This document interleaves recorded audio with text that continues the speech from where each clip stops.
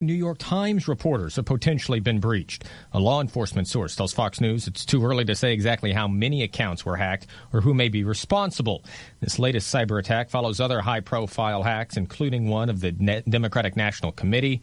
That has been blamed on Russian spy agencies. CNN first reported the breach of reporter email accounts, adding other U.S. news organizations may also have been targeted. Pam. Thanks, Jared. In flood-weary Louisiana, people's lives have been upended by this flood. President Obama in Baton Rouge telling flood victims they're not alone. Even after the TV cameras leave, the whole country is going to continue to support you and help you until we get folks back in their homes and lives are rebuilt. So far, more than 115,000 people across South Louisiana have signed up for federal disaster assistance. Every home we've gone into on this street, they've had to rip the drywalls out, really gutting their homes as well as dragging their possessions out onto the street. And we've seen this neighborhood after neighborhood for more than 25 miles where homeowners have simply piled up all of their possessions, all of their debris out here in their front yards. Fox's Will Carr in Baton Rouge. The president also meeting a short time ago with the family of Alton Sterling, the man shot and killed by police last month in Baton Rouge.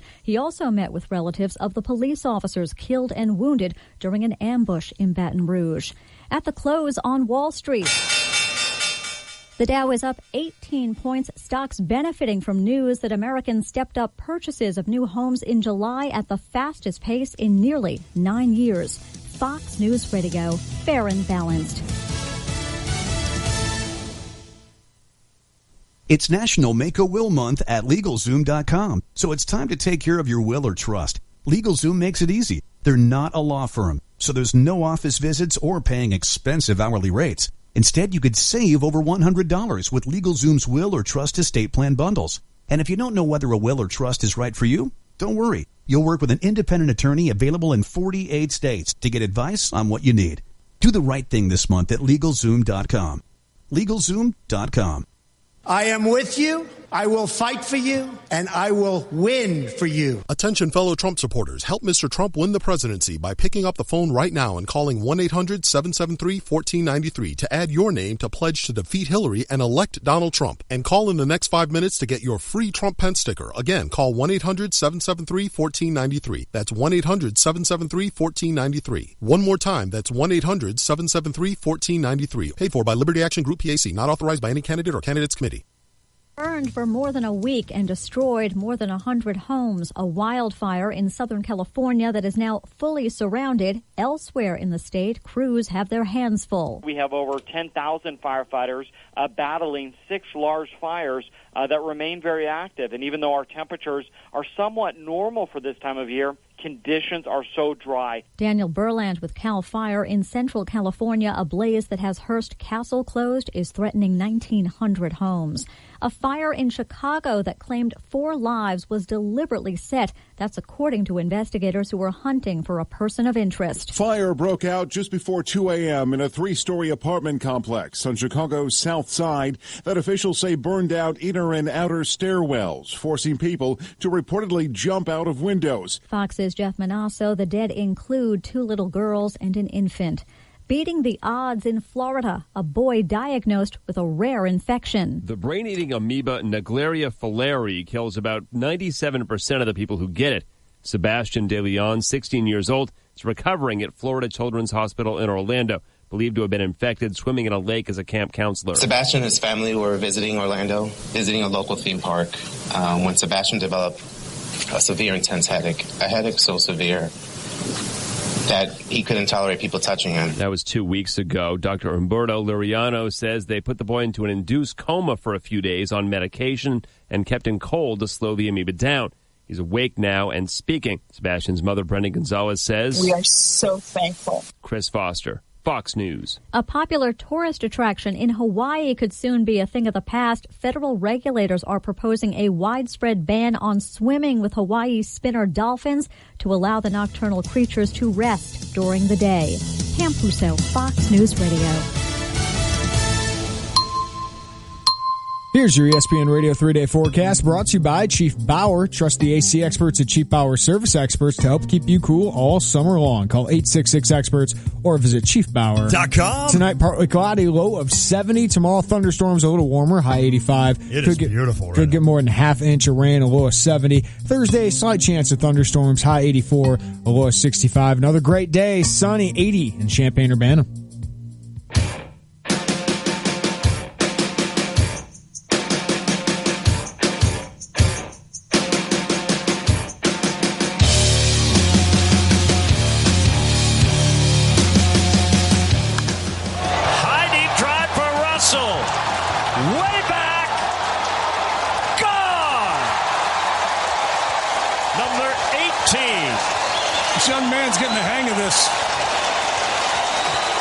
Driving the ball with regularity, as we pointed out in one of our many opens that we taped tonight. Bryant to deep left center. You called it. Can he now hit more than one? 3-0. Deep right. Way back. Did he catch it? No, it's a home run. Jason Hayward makes it 5-0. Swing and a miss. He fans the side. Cubs win. Cubs win 5-1. They're 2-2 to start this trip. Who cares? Who cares about the Chicago Cubs and they're 5-2 on this trip? I'm kidding. It's the Tay and J Show. Lonte, Jeremy Warner. Not really. That's terrible for the Cubs. Yeah, 2-2 on a trip. Cardinals have won they won 6-9. I gotta say this. Mm-hmm. That team is so fun. They really are. The Cubs are so much fun because you have two of the top MVP candidates. Yep. You have a ridiculous pitching staff. But the emergence of Javi Baez, the emergence of Addison Russell, and I was talking with Austin, our intern, beforehand, and I was saying Addison Russell's been my favorite to watch. I agree with you. Because he's so young. Yep. Chris Bryant's the superstar, right? Oh, yeah. We kind of knew he was going to be the superstar. He's the given. But Addison Russell was that guy. He's got such a potential, and he makes everything look so easy. Yeah. Javi Baez, he makes ridiculous plays, but they look hard. Right. So Addison Russell just makes these plays that are so smooth. And now you see that power stroke. You see where those Barry Larkin comparisons, where Billy Beane, when he traded for Samardzija goes to Theo and Jed Hoyer, you just acquire Barry Larkin. Wow, isn't that unbelievable to be able to get rid of a guy like that, to let him go? I mean, in other words, it didn't work out so well. It did not work out so well, and it is amazing. And not only that, but it's at a position that if you know you're covered at shortstop for the next 8 to 10 years, you just sit back as a GM and go, oh, thank goodness. And you're double bagging it. With that. Exactly. You got Javi Baez right behind him. So, I mean, whenever I've always said this, you've heard me say this since the day we met, about how my dad always used to say, get strong up the middle and you're going to win a lot of games. And you've got Contreras, right, as catcher, that one day is going to be unbelievable. You've got Addison Russell, who is beginning to become unbelievable. You got Javi Baez. Zobrist, right, who's being unbelievable. And whoever you want to throw in center, who right now, Dexter Fowler's having an unbelievable year. When you do all that, and then you're adding, oh, by the way, the pieces on the corner of 2 MVPs, possibly. Could they co-MVP?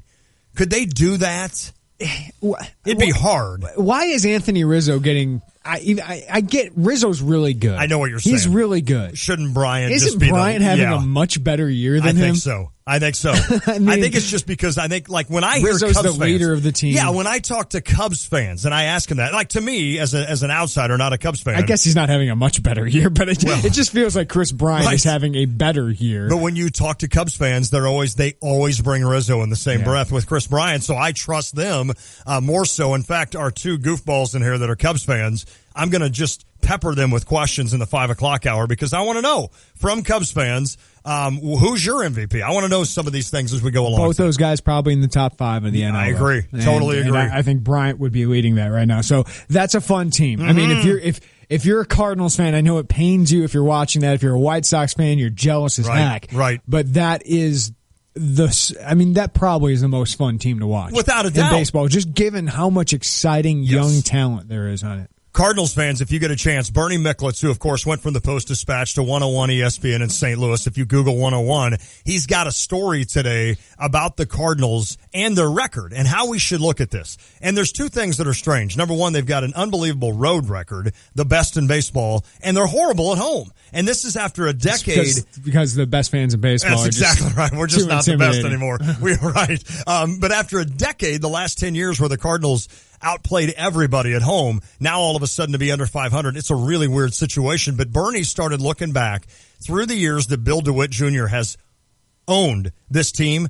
2 years are more comparable than others with this team. Guess what years they were? 06, World Series winner, 11, World Series winner. This team right now has the same record as the 06 team at this point, and I think they're a game better than the 2011 team at this point. Now, do I feel confident that the Cardinals are going to win a World Series? No, and the point of the article, or a lot of the point of the article, was the fact that the reason that Cardinals fans are looking at this year and not saying this is a really good season is because of what they're doing in Chicago. That's the only because reason. They're just blowing you out. Because this is your down year. Right. This is your retool year, right? Your transition year of what are we going to be in the future? And you're sitting there in a wild card spot. I know. It's unbelievable. I don't want to play the Cardinals. No, if I I'm the either. Cubs, I don't want any part of it. If I'm the Nationals, I don't want any part of it. Even if I'm the Giants, I don't want any part of them playing in a wild card game. Totally agree. Even with Bumgarner on the hill. So, whoever, if it is the Giants and Cardinals, oh my!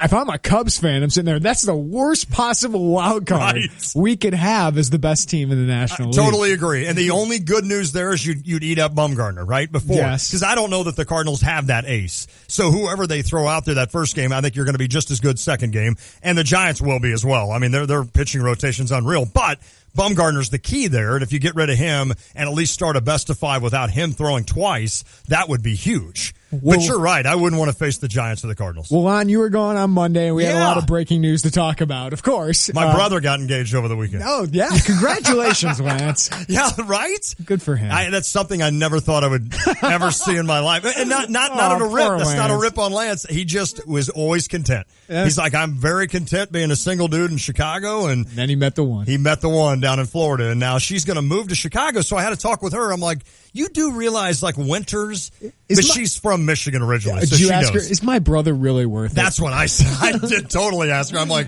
I think you understand. Like, I'm going to call her in February and be like, how is Lance doing today, huh? Do you like him so much today? Is it worth it? Is it worth it? But I'm so excited for him. But I know that's not a joke. Oh, congratulations to Lance. Absolutely. But there was some big news around here. And he's not your boy. No. But I think we're both excited about Illinois really solved their point guard problems. They landed Tijon Lucas last year, a pass first point guard. Now they land Trent Frazier, the score first bucket getter at point guard. Lon, your thoughts. I mean, everyone heard me and Derek Piper break this down every which way. Just your thoughts on Trent Frazier actually, kind of doing what we expected him to do. He kind of did. And my initial review was, as soon as Jordan Goodwin said no and went to SLU, then in my mind, Trent Frazier became a must get. Like, you had to get him. You were going to live if you didn't, but in my mind, not only would you get your swag back by getting this kid and Trent Frazier, but you're getting a need position at point guard, which is huge. It got even stronger when I came and visited football practice Saturday with all of you guys, and Trent Frazier was walking around. I didn't realize he was that tall. He's taller than I thought. He's about a legit 6'2", isn't he? The hairdo makes him look a little taller. Does make him but no, he was standing next to Lovey, and Lovey's about 6 foot, 6'1". Okay. And Trent's a little taller than him. I agree. So you're talking a strong 6'1", maybe 6'1.5", 6'2", and he's pretty thick. I mean, not thick. He's thin. He's wiry strong. He's wiry strong. That's a perfect way to say it. So when I looked at him, just the frame without him shooting a basketball, I just immediately thought, all right, this kid is more impressive in person than what I had seen in video, which is very impressive with regards to his basketball skills, but just his physique looked more impressive Saturday when I actually saw him in person. I just think this is huge. And all of a sudden now I can remember back 2 or 3 years ago when we couldn't find a point guard. And all we did every show during the basketball season is talk about point guard woes and what it would be like to have a point guard, and will we ever have a point guard. I think I remember having that discussion of, do you think Illinois will ever actually get a point guard? And now you've got a kid in Tijon Lucas that I'm excited about this year to see, and then you're bringing in a legit, not that Tijon isn't, but this kid is more of a legit point guard, I think, with regards to rankings than Tejon Lucas. Now you got two of them. Yeah, they could play together in the mode. Each other. Yeah, and I'm going to rely on guys like you that say that complement each other. But I'm excited. I mean, I was waiting for this news.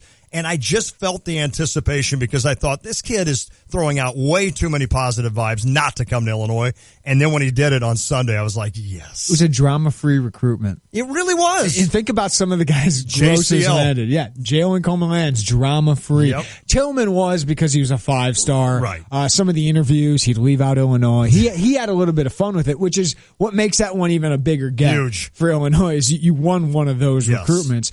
But if you think of Michael Finke, no drama. Nope. LaRon Black, no drama. Aaron Jordan, DJ Williams. They seem to do really well with those guys. And talking with his coach, Matt Cohen, on the show yesterday, you can get the podcast. It was really good. And just, I got to meet Trent because when he came in to football practice, a bunch of us media were on the sideline. We were talking to some of the Illinois basketball assistants, and he came up and introduced himself to every one of us, looked us in the eye. You know, Mark Tupper was there, and he's going to join us. That's what Tups told me. In about 15 minutes, he said, that's impressive. Yes. There's not a lot of 17, 18-year-old kids that have that confidence, those kind of manners, but also talking to his coach, he works his butt off. That's awesome. Right after he committed, some media were trying to get in touch with him, and he was busy shooting. I love it. Right? I love it. So that's the kind of player, and Derek and I talked about, John Gross still needs more of his culture guys. Yep. I mean, you need a mix of fun-loving but also hard-working guys, and it sounds like Trent Frazier is that, but he also just seems like he loves the game. He loves the grind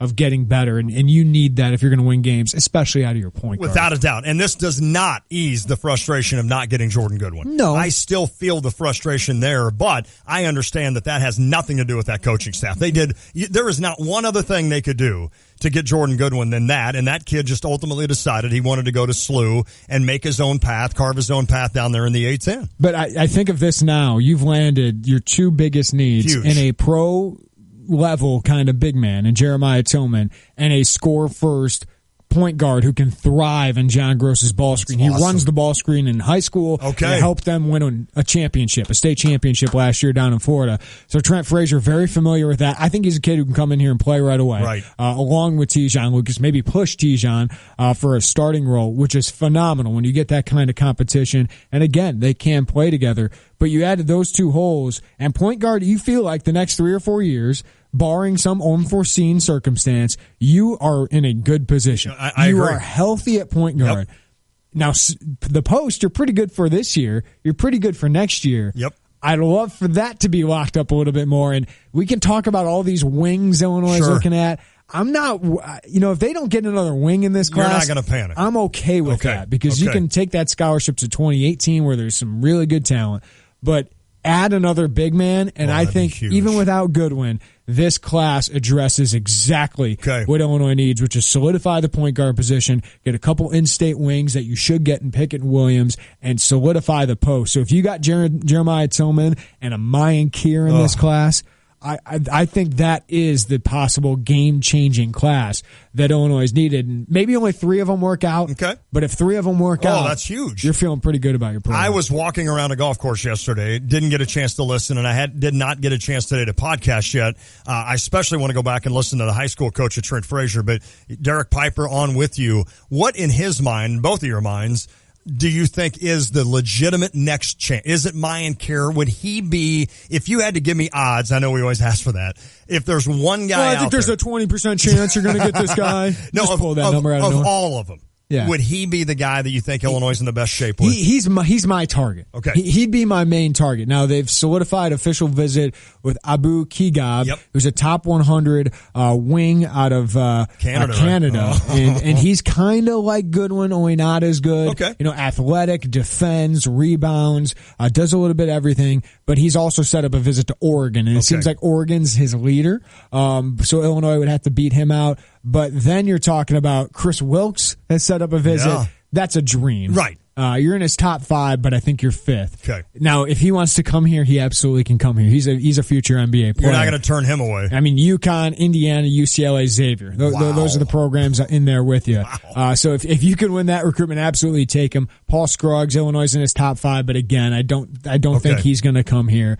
But then you're talking about the no-gel Easterns of the world. I think Illinois, I don't know if he fits exactly what they need, but he's a very good player. He's a wing, right? No gel? Okay. He wants to play point guard, though. Oh, does he? Okay. But Michigan State is in on him pretty well. Some other programs as well. Illinois has hung around, and maybe they will prioritize him if Key Gobb decides to go elsewhere. But my number one target would be Mayan Kier. Big man. And he's in the process of setting up an official visit to Illinois. Some other programs are in on him, but not a lot of big-time programs. He's a 6'9", 225 player, big boy, but also pretty athletic, can dribble a little bit, rebounds, can eventually be a guy who plays with Tillman and without Tillman in the post.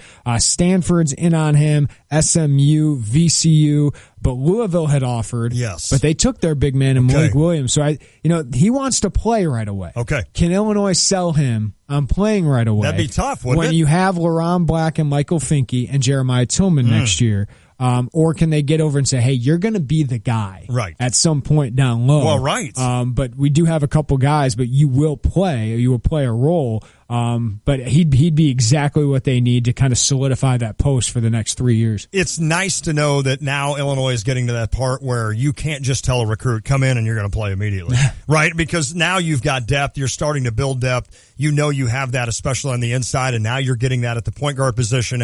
It seems like Illinois, since we've started this radio show, has always had it at the wing position. So now you're getting it at the other 2 spots. It'll be interesting. And I guess worst case scenario, you don't have to sign a 5th guy, correct? I mean, you sign a 5th or 6th guy. You could always go into next year with 2 scholarships as well that you could have for Tim Finke and the kid from Morgan Park. Ayoda Sunmu, Courtney Ramey, a big-time point guard out of St. Louis. Siartar Gordon out of St. Louis, a big-time post player down there. There's some talent in that 2018 class as well. So, yes, I think they'd like to fill those next 2 scholarships. I think they'd definitely like to add one in the post. Right. But if you don't, 2018. Not the end of the world. Yeah. Before we get going on everything, we've got to get Donna on the air. We haven't had her forever. Donna, how you doing? I am getting ready to go to Seattle tomorrow. I fly out from Indy on Thursday. So this is the deal. I will try to call you guys when I get a chance. Okay, what are the plans in Seattle? Are you going to a football game? Yes, and I'm going to a baseball game. Nice. And the Huskies, I might go to a Husky game. Wow.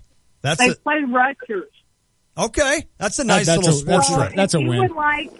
If you 2 would like salmon, I'll be more than glad to bring you one back. I'm not a salmon guy. I'm not a fish guy. Neither am I. What is wrong with you guys? Do you bring like dry ice? Like, how do you transport that? No. These are smoked salmon in a box that is smoked and vacuum sealed.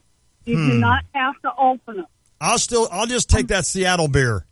I'm fine with that. Shut up. Listen, no, really, I will. And you don't want a Seahawks T-shirt. No,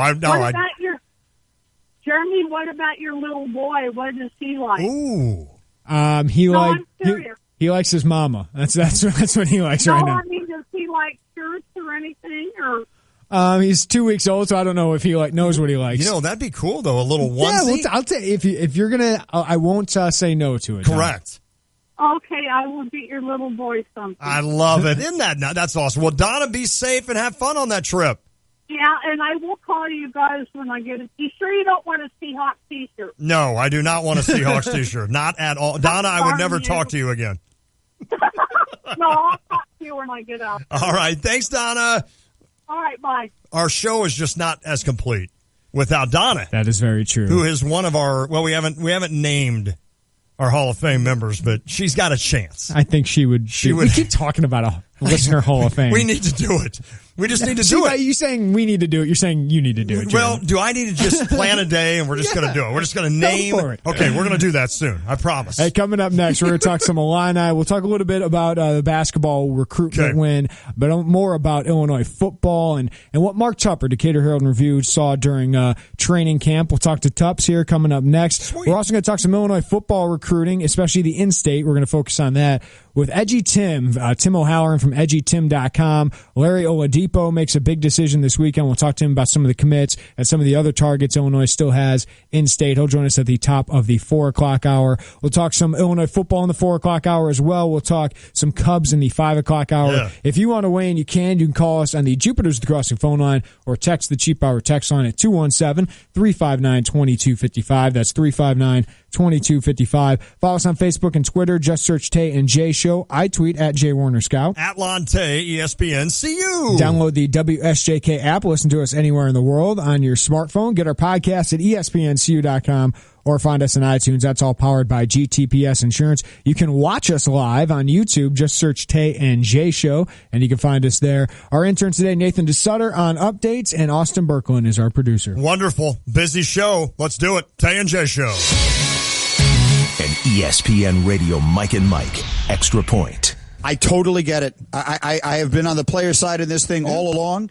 The more I read this thing, when I read the words that were actually spoken in the report about James Harrison and the fact that the guy wound up recanting his story in the first place, I totally get it. I think that the league has once again overreacted completely. They have handled this in a ham-handed way, and I understand the players' frustration with it. Yeah. I totally do. I do as well. I don't think it should have gone this far either. I completely agree. The issue is the league feels they can do it, and they do it.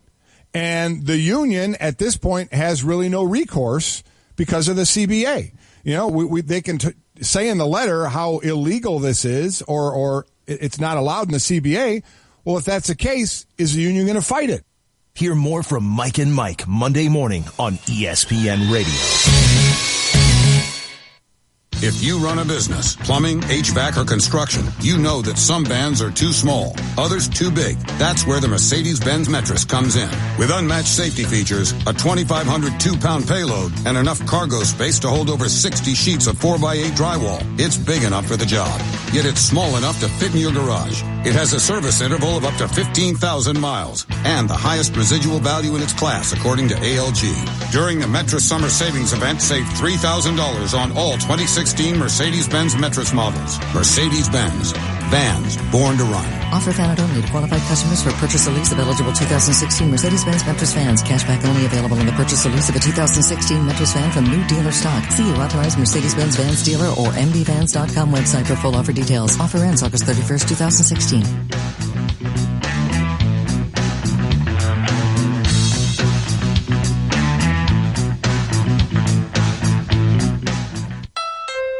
It's time for the Honda Summer Clearance Event at your Central Illinois Honda dealers. And time to get up and go and get amazing clearance lease and finance rates. Your Central Illinois Honda dealers have an incredible inventory, so it's time to fall in love with a new Honda. Check out the completely redesigned Civic or a gorgeous new Accord. Plus, what's not to love about Honda's hot SUV lineup? The HR-V, CR-V, and Pilot, all with clearance savings. Right now, well-qualified buyers can get 0.9% financing on the 2016 Honda Accord or CR-V. What are you waiting for? You can't beat the value of a Honda. With Honda Sensing Safety, Apple CarPlay, or Android Auto, you have all the technology you want available. And a rear-view camera is standard on every Honda model. The competition doesn't compare. The Honda Summer Clearance Event is time for you to fall in love with a new Honda. Hurry in for 0.9% financing on Accord and CR-V. Get up and go to your Central Illinois Honda dealers. Visit centralilhondadealers.com. See dealer for financing details. Financing offer ends September 6th. Every month we are celebrating law enforcement. For the month of August is Detective Patrick Funkhauser with the Champaign Police. Thank you. I greatly appreciate it. Well, we greatly appreciate what you do every single day. Do you feel the love from people today? How is it out there? It takes a little more effort on our parts to, selectively listen these days. I know that there are a tremendous amount of people that still support law enforcement, and I try to avoid certain things like, social media, things of that nature, just to keep my my attitude a little more positive. And then you have people say things to you. I've been a full-time police officer in Illinois for 25 years, and I can't tell you the number of times that I've been threatened, my life, the lives of my family. But these are from people that are in a desperate situation. They're trying to create an issue, and I know that they don't know me. They don't know my family. It's almost impersonal. Mm-hmm. That makes it a little easier. Law Enforcement Official of the Month brought to you by Hickory River Smokehouse. Hi, it's Stevie J. Start your day with me along with Diane Ducey, weekday mornings 7 to 9, here on ESPN Radio 93.5.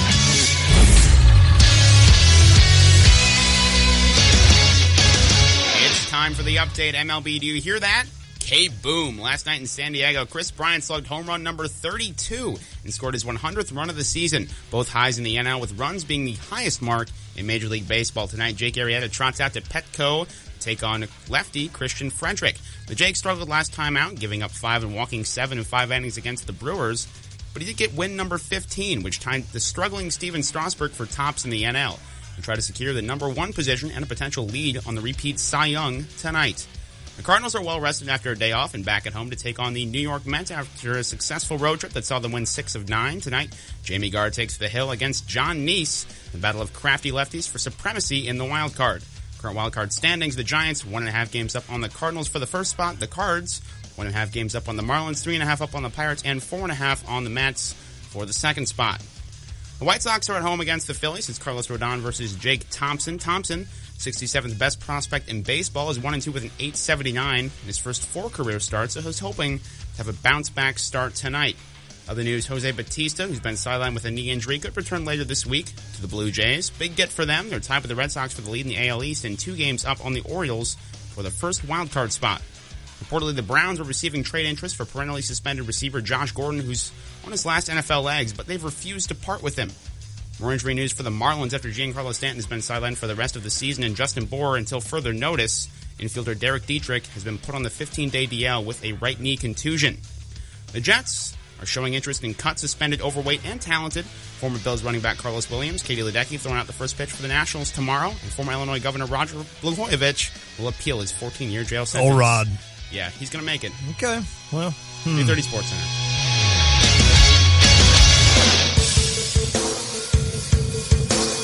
I cannot believe I'm saying this, but Jeremy, this Friday, high school football time. I know, right? It's here, baby. It's the JT Walker's High School Sports Showcase, only on US 105.9. We continue our high school football coverage. This time, Mahomet.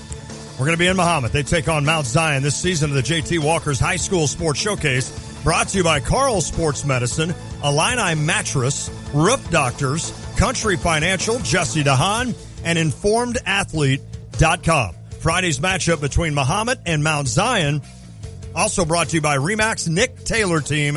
It's Mahomet and Mount Zion this Friday night at 7 o'clock. You won't hear it on ESPN 93.5. You will hear it on one of our stations. That's US 105.9. High school football is back.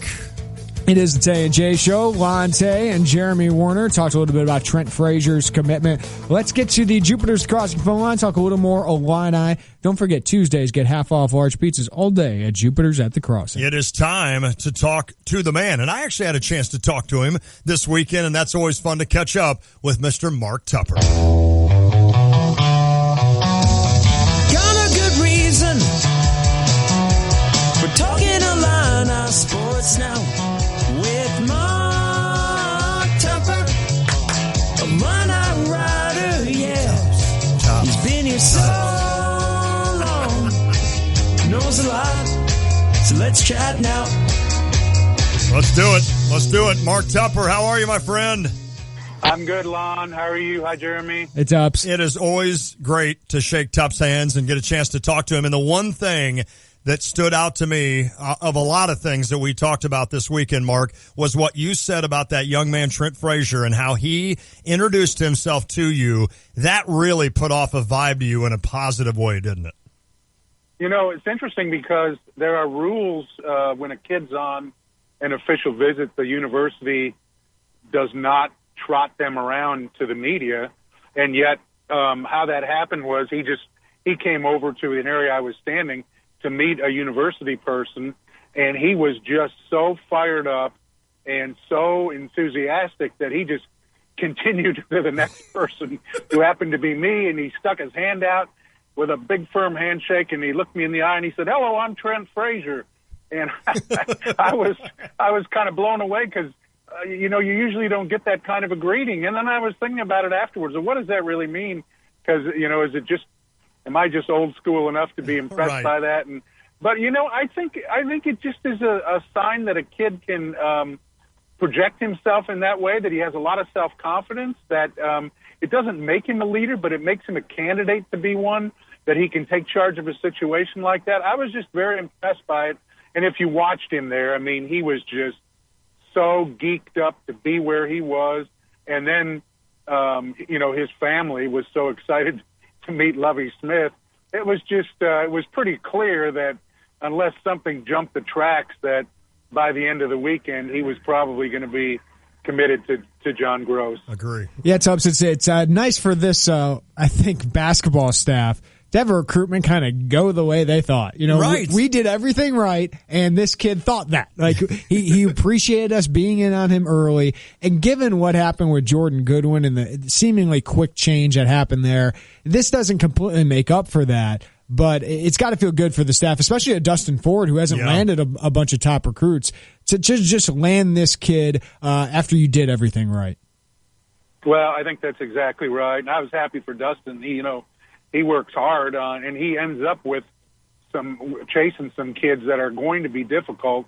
Dustin's been their Canada guy, and he certainly worked this one hard, but obviously he did everything right, including getting in early and staying with him. I mean, Trent Frazier talked about that frequently, about their devotion to him over a couple of year period. So, it was good to see. And let's face it, we've documented many times their failings at the point guard spot in terms of recruiting. It's been a tough go. Right. And now to have one on campus and another one pledging to be there next year, that is such an important position, and to be now maybe too deep at that position is great. Now you can go after some other needs, so that was good too. Yeah, it'd be nice to lock up another big man, because then you got that thing solved for a couple years as well. Mark Tupper joining us on the Jupiters at the Crossing phone line. Don't forget, Tuesdays, get half off large pizzas all day at Jupiters at the Crossing. Well, Lovie had 2 open weeks of training camp for us, the media, and the fans.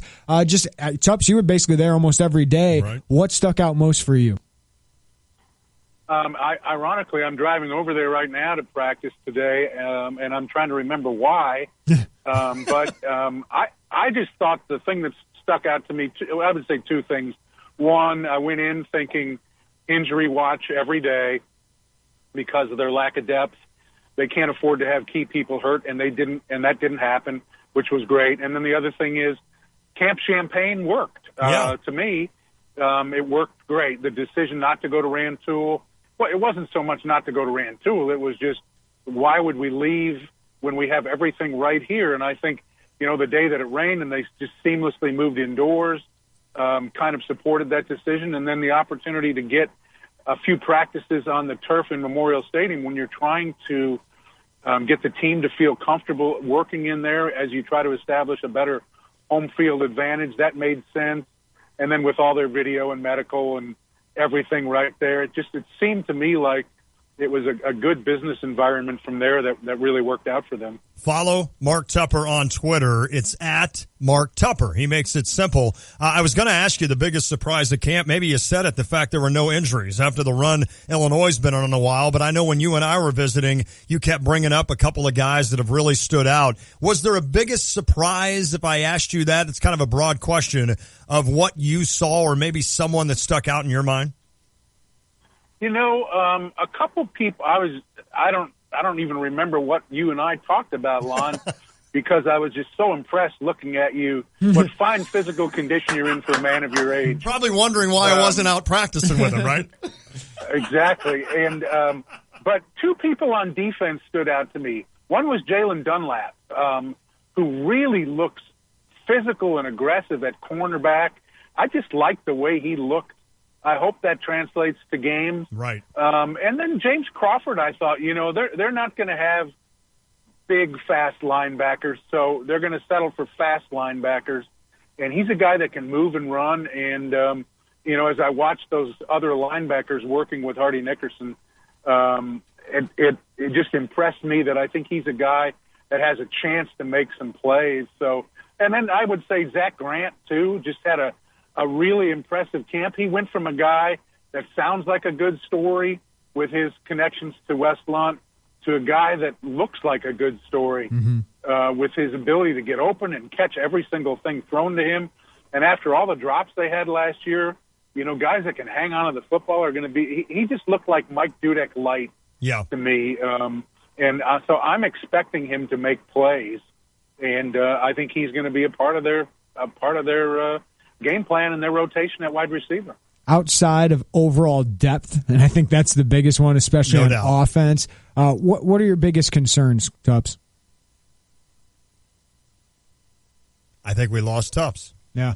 I'm here. Oh, you're there. Oh, he's thinking. I couldn't hear Jeremy, though. Okay. Well, go ahead, Jeremy. Outside of overall depth on offense, what concerns you the most with this team? The ability to run the football. I'm just not sure. I don't think I will be sure until we get out there and see it. And I don't know why they wouldn't be able to do it somewhat effectively when you have both tackles and center back from last year. And I thought another surprise was Nicky Allegretti. Not that I didn't think he was any good, but I just thought he had a really good camp at one of the guard spots. And I think Megginson's got talent too. So, I think they should be able to run the ball fairly well. Another guy that had a really good camp was Kendrick Foster, who I had him kind of penciled lower, and man, oh man, he looked ready for camp. He made plays. He's such a good kid. He'd be a very easy guy for fans to root for. And I went from thinking, well, if Keyshawn Vaughn is not out there, it's going to be really, really difficult to, you know what, I think we're going to see a little bit of Kendrick and see him make some plays. He's tough. He's little, but he's mostly short. He's not little. He's short, and you can't really see him running between the tackles, and yet that's where it looks like he thrives. So I'm willing to give him a better look than maybe what I thought going into training camp. Agree. Yeah, he was a little heavy. And Lovey told him that. He said, hey, hold two 10-pound dumbbells. That's the neat next exercise. to you. And he goes, and try to cut. Mm-hmm. He goes, that's what you're carrying on you that's unnecessary. Wow. So he trimmed down from 16 to 11% body fat, and he said he hopes to get to 9%, and he looks like a completely different player. He's not a star, but they just need somebody to take carries off of Keyshawn. I think he's obviously done that pretty well. Tubbs, just big picture, how, if at all, has your opinion of this team changed after camp? Well, I'd like to say it's changed a lot. The problem still is depth. Yeah. If something happens to Keyshawn Vaughn, if something happens to Wes Lunt, if something happens to, they're just not, something happens to Hardy Nickerson Jr. Right. There's some positions where they can't lose people. So that sort of hinges on everything. If they can stay healthy, I was really impressed with the way the coaching staff conducted camp. I think you're seeing, they've got a lot of NFL experience on that staff, and I felt like it was a professionally run training camp. And I really put a lot of faith into the enthusiasm that I seemed to hear from Hardy Nickerson Sr. as we got to the end of camp, that I think he likes this defense. And I think Lovey has a pretty good feel for this team. Those guys ought to know what a good team looks and feels like, even though they're moving from the pros to college. I think they ought to have an idea, and they were more enthused outwardly than I thought they were, particularly Lovey, a couple of occasions where he sort of allowed himself to show his enthusiasm. And this is a low-key guy who, he doesn't say a lot in terms of, he's not going to be a guy that's going to give you much in terms of the words. He's not going to over-talk it. And so I'm buying into a little bit of that, and I'm kind of hopeful. I think they should easily win the Murray State game. The second game against North Carolina is going to tell a lot, because that is a team that is comparable to the better teams in the Big Ten. And if they can deliver a good showing in that second game, I think we'll all feel a little bit better about their chances throughout conference play. Mark, Lon asked me before the training camp, he asked me, how good can this defensive line be? Can it be top 3 in the Big Ten? And I go, whoa. I said, I think it's top half. Sure. I don't know if I want to go top 3 yet, because Ohio State, Michigan, there's Michigan State. They just have players that Illinois hasn't had. But after seeing these guys and seeing guys like Jamal Milan and Kenyon Jackson look pretty good in camp, I'm starting to buy this group, and Carroll Phillips, I think, could end up with more sacks than DeJuan Smoot, and that's saying something because DeJuan Smoot's probably going to be a first-round pick. I think this is going to be a top 5 defensive line in the Big Ten, and that's what's exciting is, the linebacker group got a lot better. The secondary, you need reliability. We'll see if we can get them. You need some playmaking back there, but this defensive line is going to set the tone and give them a chance. Yeah, no kidding. I mean, and Robbie Bain and Chunky Clements are brawlers in the middle, and then you get the boost from Jameel President, the Auburn transfer, who looks like he's got some pass rushing skills too, which is good. Adds another guy there. I agree. I mean, that looked like the strength going in. It still looks like the strength. I think their defense is going to have to be pretty good, and I was glad to see them not just talk about stripping the ball, taking it away, punching it free, but we saw them put that to practice every day in camp. In fact, as camp built, I thought that we saw more and more of that, guys consciously going after the football. I thought that the visit from Peanut Tillman, Lovey was already showing players the highlight tape of Peanut Tillman about, what you can do in terms of knocking the ball free. But to have him there that day and talking to guys and so forth, I think they went back and looked at that tape again and got a little bit excited about actually putting that to practice. So, that's one thing that's lacked on the defenses the last 3 or 4 years is they haven't knocked the ball out of there enough, haven't taken it away. And if they can do that and then catch the ball when Wes Lund throws it to people, I don't know. We might be surprised a little bit. I'm anxious to see the September 10th game against North Carolina. I think we'll learn a lot that night. Agree 100%. Under the lights, too. The atmosphere around that one will be so dynamic. Mark Tupper, Decatur Herald and Review. Follow him on Twitter, @Mark Tupper. Always great to catch up. Thanks, Tups. Okay, guys. Talk to you later. See you, Tubbs. That is joining us here on the Jupiters at the Crossing phone line. Don't forget today, Tuesdays, half off large pizzas all day at Jupiters at the Crossing. There's one team on the schedule that we assume Illinois is going to lose. I think they're coming back to the pack a little bit, though, in the Big Ten, and they had a big loss today. We could talk about that when we come back. Okay. If you want to weigh in, 359-2255, that's 217-359-2255. It is the Tay and J Show. When you need hit music, you need Champaign-Urbana's hit music station. All the hits, Q96, where they start every workday with a Q96 minute music marathon. A proud sister station to ESPN Radio 93.5. From executive producer LeBron James. I need this, like yesterday. Cleveland entrepreneurs get a chance to compete for their shot at success. That will be a game changer for me and our business. I believe your hustle is going to make this happen. We got work to do now.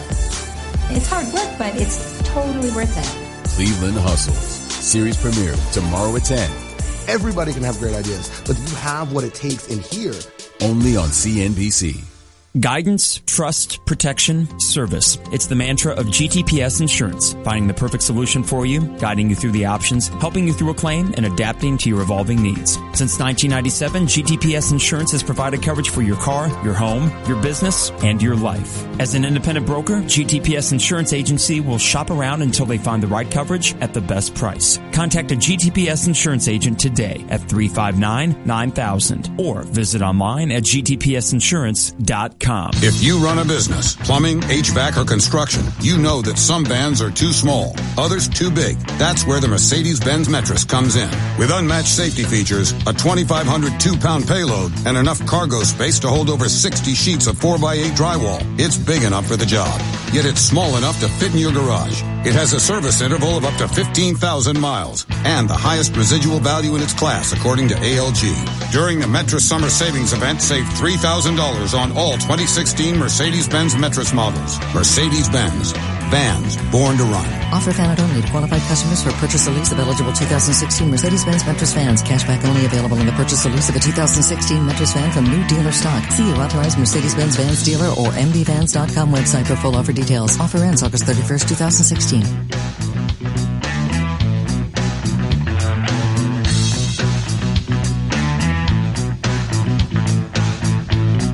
Game Day Spirit, the official fan store of the Fighting Illini, is celebrating this summer in style. Stop by our store at 519 East Green or 1422 South Neal in Champaign any Thursday this summer for buy one, get two free t-shirts. And check out our brand new inventory, including men's, women's, and youth clothing and novelties. Now's the time to shop all University of Illinois apparel and accessories and save big at Game Day Spirit Fan Store, the official fan store of your Fighting Illini.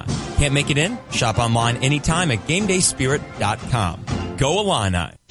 When you're heading home, Tay and J are on your way talking sports. Weekday afternoons 3 to 6 here on ESPN Radio 93.5.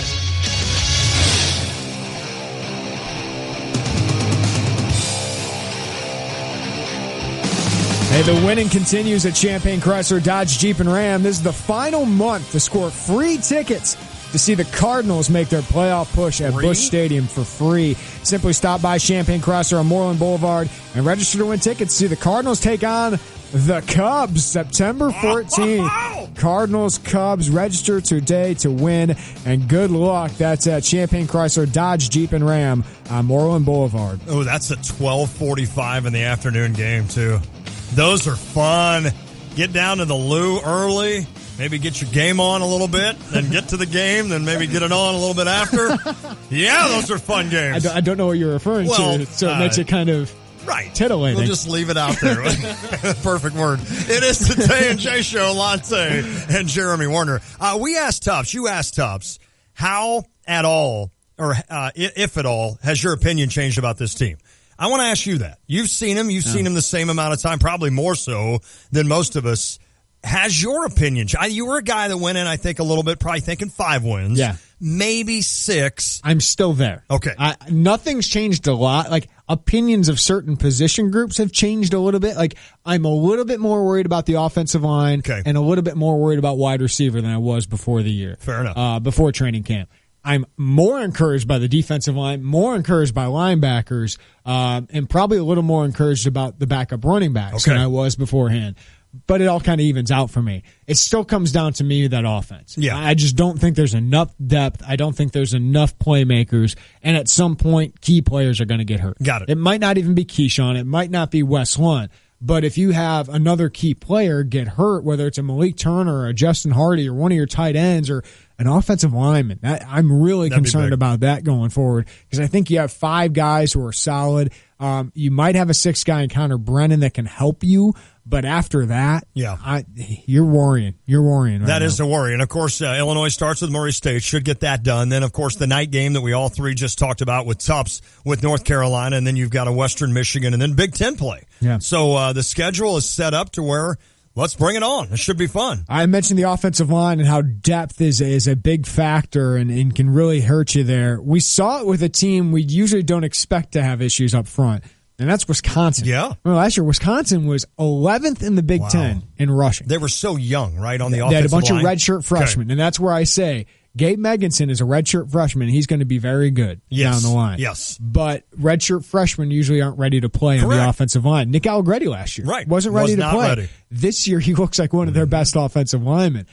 Wisconsin had a bunch of redshirt freshmen last year, and they couldn't run block. They couldn't run the ball. Wow. Remember against Illinois? They struggled to run the football. And that is something weird to see. But they tore you up Bart Houston with the pass, and they're sitting back in zone coverage that entire time, but that's a different story. Right. Well, that Wisconsin offensive line got a little weaker. Really? Senior offensive lineman Dan Volz has retired due to a variety of lingering health issues. That's He too bad. started 29 games. He was an NFL prospect, but he retires due to an injury. He had 27 starts at Wisconsin, and all of a sudden they got a lot younger. Of the 4 other projected starters, center Michael Dieter has the most starting experience, starting all 13 games last season as either center or left guard. So they're very young on that offensive line, and Wisconsin lost some key defensive players as well. They're still going to be one of the better teams in the West, but I don't think they're as good as they were 2-3 years ago. Fair enough, and you've got to go to Wisconsin, which is never easy, going up to Madison to play November 12th. That's a primetime, I think, 2:30 game, so that will not be easy. That's too bad for that young man, a guy that had chance to play in the NFL, make some solid money, and now retiring. That could not have been an easy decision for him. I tell you what, the Big Ten's going to be really interesting this year. Because a lot of people are saying, I don't know if the Big Ten's going to get a playoff team this year, because is there going to be one team? Right. Is there going to be one team that runs away with it? Because Ohio State is by far the most talented team, Agree. but they're so inexperienced. I think it's Michigan's time because Harbaugh is one heck of a coach. They have some veterans on that team. Yes. Michigan State, you can never doubt them. Never doubt D'Antonio. Despite losing Cook, despite losing a bunch of NFL players. But in the West, Wisconsin's kind of always there. Mm-hmm. I think Nebraska they're interesting to is me. as talented as anybody, and they were so close to being. They were 5-7 last year. Yeah. They were so close to being 10-2. Agree. Right? Yeah. And Tommy Armstrong, he's one of those players, kind of like Juice Williams back in the day. And I mentioned Jaquan Lyle of Ohio State basketball is kind of like this. Can be great for you, yes, or it could be kill you. Yep. And Tommy Armstrong is kind of that player, but they have a lot of talent on that team. So that West I feel is really interesting. But Iowa is probably the most solid and consistent of that bunch. It's funny that you say that because for some reason there's this what's the word I'm looking for? Inconvincible? No, that's not the word. When we first started playing Nebraska, when they joined the Big Ten, I just remember when I was young and you did not come within 4 to 5 touchdowns of playing them. All of a sudden, they're a team where I feel like, all right, maybe they're not that much further along than Illinois right now. And then, of course, you beat them last year. They kind of helped you beat them last year, but you beat them last year, and now you go to Nebraska to start that Big Ten. That will be interesting to me to see. There's games along the way. That North Carolina game will be big to kind of realize how does this team kind of stack up with the rest of its schedule. But the Nebraska game on the road, I think that game will give me good feelings or scary feelings depending on how they do in Lincoln. That's not an easy place to play. We can all predict this, and I don't think Illinois is going to go from 6th in the Big Ten West to winning the Big Ten West. I don't either. That's pretty rare. Yes. And there's just a talent level and a depth that they don't have.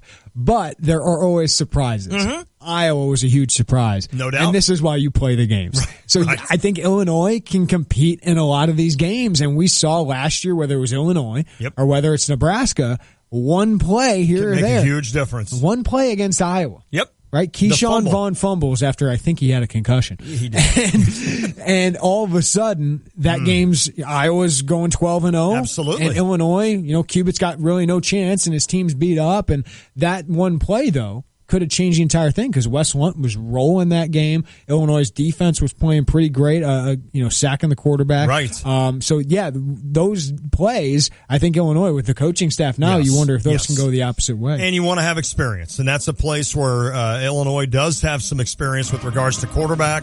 They've got it on that offense or that defensive line and offensive line a little bit with the tackles in the center and, of course, Hardy Nickerson in the middle. You've got some experience there, guys that have kind of been through it. Hopefully that'll make a difference in those close games as well. It's a big month for Illinois football recruiting as well. They got 3 commitments already this month. They got a big day Thursday coming up with 2 big names making decisions. We'll talk about one of those, Larry Oladipo, and more Illinois football recruiting with Tim O'Hauer and EdgyTim.com next. Edgy Tim. Anytime you get a chance to talk to Edgy, it's good stuff. It is the Tay and J Show. There's fun for the whole family at the Field & Stream Painted Red Archery event this Sunday, August 28th. Get in line early Sunday morning. The first 100 adults receive a free mystery gift card. Try any bow or release and get expert advice from our field techs. Live prize drawings from 11 a.m. to 5 p.m. Kids workshop at 2:30. Camo face painting, seminars, giveaways, games, and more. The Field & Stream Painted Red Archery event, Sunday, August 28th. Field & Stream, where traditions begin. Some exclusions apply. See store for details. Whether you're just starting out, tired of renting, or purchasing your dream home, Busey's award-winning mortgage team will find the financing that's right for you. With a simplified home buying experience, Busey will be there for you every step of the way. Visit Busey.com or stop by one of our many convenient locations for solutions to your banking and wealth management needs. Busey, your dream, our promise. Member FDIC, Equal Housing Lender. You're a small to mid-sized business with 300 to 3,000 employees. You face the same network security challenges as big businesses do, but can't support a big IT investment, leaving your doors open to advanced cyber threats. Barracuda next-generation firewalls provide all the core features of enterprise firewalls and UTMs, but without hidden costs and deployment hurdles, making owning a big business firewall no big deal for your SMB. Reclaim your network. Try a Barracuda next-gen firewall risk-free at barracuda.com/firewalls. When your computer's not working, you're not working. Hi, this is Dan from Simplified Computers. Whether your computer is running slow, you have a virus, or it's just time for an upgrade, Simplified Computers is here to help with personal service you won't find at the big box stores. We can set up your wireless network, build, install, and maintain your business's server, or replace your hard drive. For over 18 years, we have served the Champaign-Urbana community with integrity and quality customer service. Call us at 352-5000. Simplified Computers, simply the best. Tired of the same old boring summer? Brighten your break when you fly Champaign-Urbana. Multiple daily connections to amazing summer sights. Sunrises in Maine, sunsets above the Florida sand, coast to coast and around the world right from home. Find your summer flight starting at iflycu.com. Fly Champaign-Urbana. Travel pain-free. Live from the Habib BPC studios, this is WSJK Tuscola, Champaign-Urbana, your home for the St. Louis Cardinals. Live from New York, The Fox Report.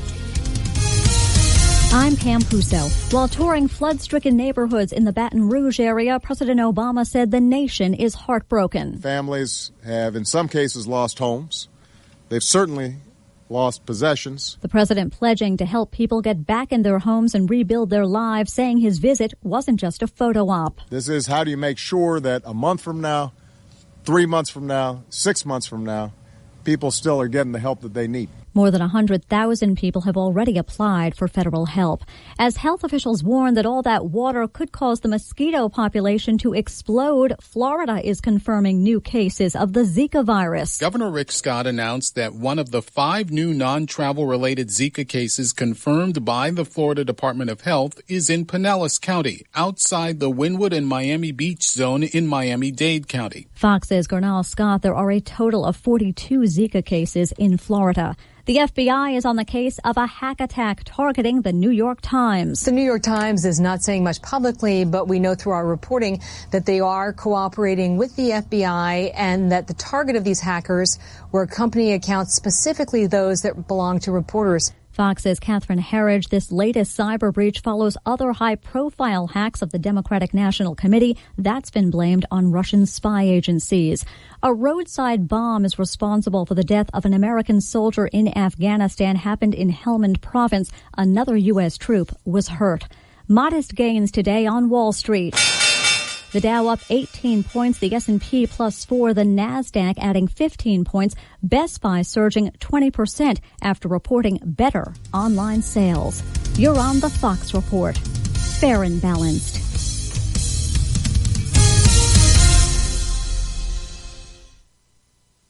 It's National Make-A-Will Month at LegalZoom.com, so it's time to take care of your will or trust. LegalZoom makes it easy. They're not a law firm, so there's no office visits or paying expensive hourly rates. Instead, you could save over $100 with LegalZoom's will or trust estate plan bundles. And if you don't know whether a will or trust is right for you, don't worry. You'll work with an independent attorney available in 48 states to get advice on what you need.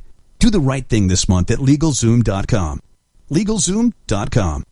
I am with you, I will fight for you, and I will win for you. Attention fellow Trump supporters, help Mr. Trump win the presidency by picking up the phone right now and calling 1-800-773-1493 to add your name to pledge to defeat Hillary and elect Donald Trump. And call in the next 5 minutes to get your free Trump pen sticker. Again, call 1-800-773-1493. That's 1-800-773-1493. One more time, that's 1-800-773-1493. Paid for by Liberty Action Group PAC, not authorized by any candidate or candidates committee. While Hillary Clinton raises big bucks in California, new information is surfacing surrounding the relationship the former Secretary of State had with people who donated to the Clinton Foundation. A spokesman for the Clinton campaign says the foundation is a philanthropy under political attack.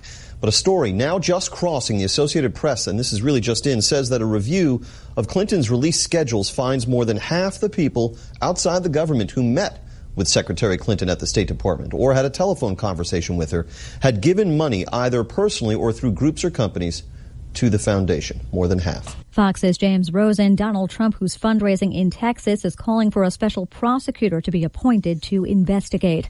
Trump is also facing fresh scrutiny. Clinton's running mate Tim Kaine is blasting Donald Trump for what he's charging his own campaign for office space. Once he started to fundraise dramatically, he immediately tripled the rent payment that his campaign was paying him personally. So once donors were writing checks to the campaign, Trump said, wow, I can get more money personally out of this. Kaine using that as an example of Donald Trump basically trying to look out for number one, himself. Fox's Mike Emanuel. Being interrogated in Rio, one of Ireland's top Olympic executives in connection with an alleged ticket scalping investigation. Ireland's Olympic Council president is behind bars.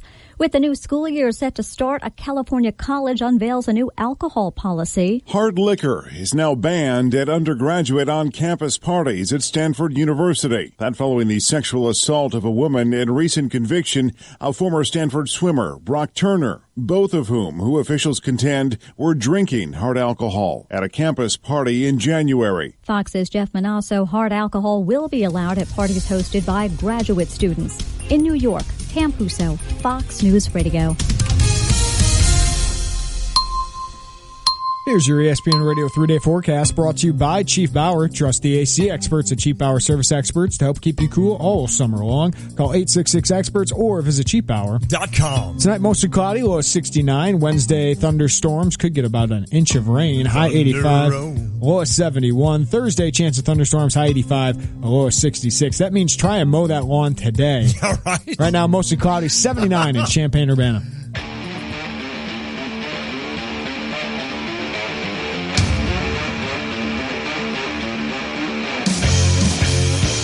Let's be honest, if you get behind in mowing, like right now at SJ Broadcasting Studios, I just glanced over your left shoulder. I'm like, speaking of that, if you get behind there and then it starts raining, you're done. Love my neighbor Barb. Oh, no. Barb and Steve, phenomenal people. Oh, no. An older couple. Yep. But they're home a lot, right? She mows at the lowest level, every 4 days. So yours... She makes me look bad. Yeah. You got to keep up with Barb. Even though yours is probably decently groomed. Decent, yeah. It still looks like you're the bad neighbor. Right. You're the one house on She's that lot. got the carpet. Yes. I'm like the overgrown. That'd be funny if he walked over one day and just said, we're trying to sell our house soon. Do you mind, maybe picking up the slack a little bit? Sorry about that. Hey, we talked some Illinois football last hour. Mark Tupper, Decatur Herald and Review joined us. Let's get back to the Jupiter's Crossing phone line. Talk a little Illinois football recruiting. Don't forget, Tuesdays get half off large pizzas all day at Jupiter's the Crossing. It's time to talk to Edgy Tim O'Halloran. How are you, Tim? I got to cut the grass again. I know, right? Yeah, I know. And Tim, he just had a baby, so now it's going to be hard for him to even. Now he's got a built-in excuse for going out and cutting yards. Don't you have some modern convenience finagle with kids now where you can throw them on your back in a backpack and just go? Just let them graze the yard. Right. It's got Wi-Fi. It's got all kinds of stuff for the kid in the back. So I'm sure they'll be fine. That's so true. High school football starts on Friday. Tim, who are the teams, like, just throughout the state? Like, who are the big teams that you think are overwhelming favorites to do well this year?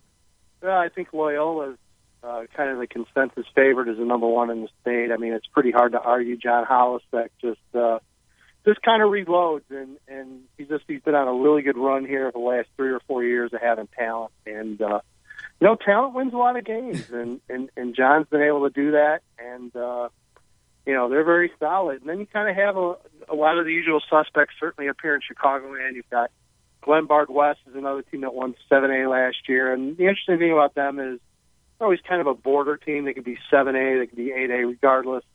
They're just really strong again. Homewood Flossmoor, they literally just reload. And then I mentioned, I think one of the interesting stories to watch is Lincoln Way, with all the changes, closing of Lincoln Way North and all three schools basically kind of merging in kids from those schools. Wow. And Lincoln Way East guys opening with a roster of 118 kids this fall for the varsity. So I got a friend that coaches at Central, and he's like, yeah, they got all the North's best athletes.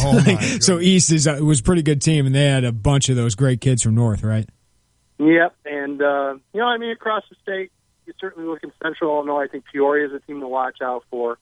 A lot of talent there, Jeremy, as you know, and downstate, Edwardsville every year, and East St. Louis. So, again, kind of the usual suspects all around. Yeah, it should be. And Unity out of this area. It's always either Unity or St. Joe. This year, I think it's Unity's turn, and they look loaded for sure. Well, let's talk some Illini football. Lovie Smith, he has 6 commitments from Illinois natives. Is that, or how encouraging, I guess, is that for a start for Lovie Smith? I think things have gone according to plan. If I had any insight to what that plan would be, you've got to like some of the in-state kids that he's been able to bring in. Certainly still on a few more. I mean, guys, I don't know, Jeremy, and you can address this, and Lon as well. I mean, how much were we really expecting from the staff in 2017 with what I thought was a late start? Mm-hmm. Fair enough. With taking that into consideration, a lot of those kids were gone, and I think, as we all know, it's kind of the second quarter of recruiting right now. So a lot can happen between now and mid-December. I think okay. Right. I certainly think the Illini have a chance to land that big fella out of Huntley on Thursday. I certainly think that would be a boost. And, I like the kids that they've gotten commitments from. There's no question. It's right now it's a pretty solid group. I know people are looking at the overall number and probably a little bit concerned. Sure. But I think for now, certainly from an in-state perspective, I think he's done fine. Yeah, I think you said it, when they started, I mean, most of these kids were making decisions, Sure. these top prospects. So I think they're getting the kids they should get. But I think Larry Oladipo, the one you're talking about, I think that's the kind of kid that if you're Illinois, maybe he's not a top 5 prospect in this state, but he's a legit Big Ten defensive lineman.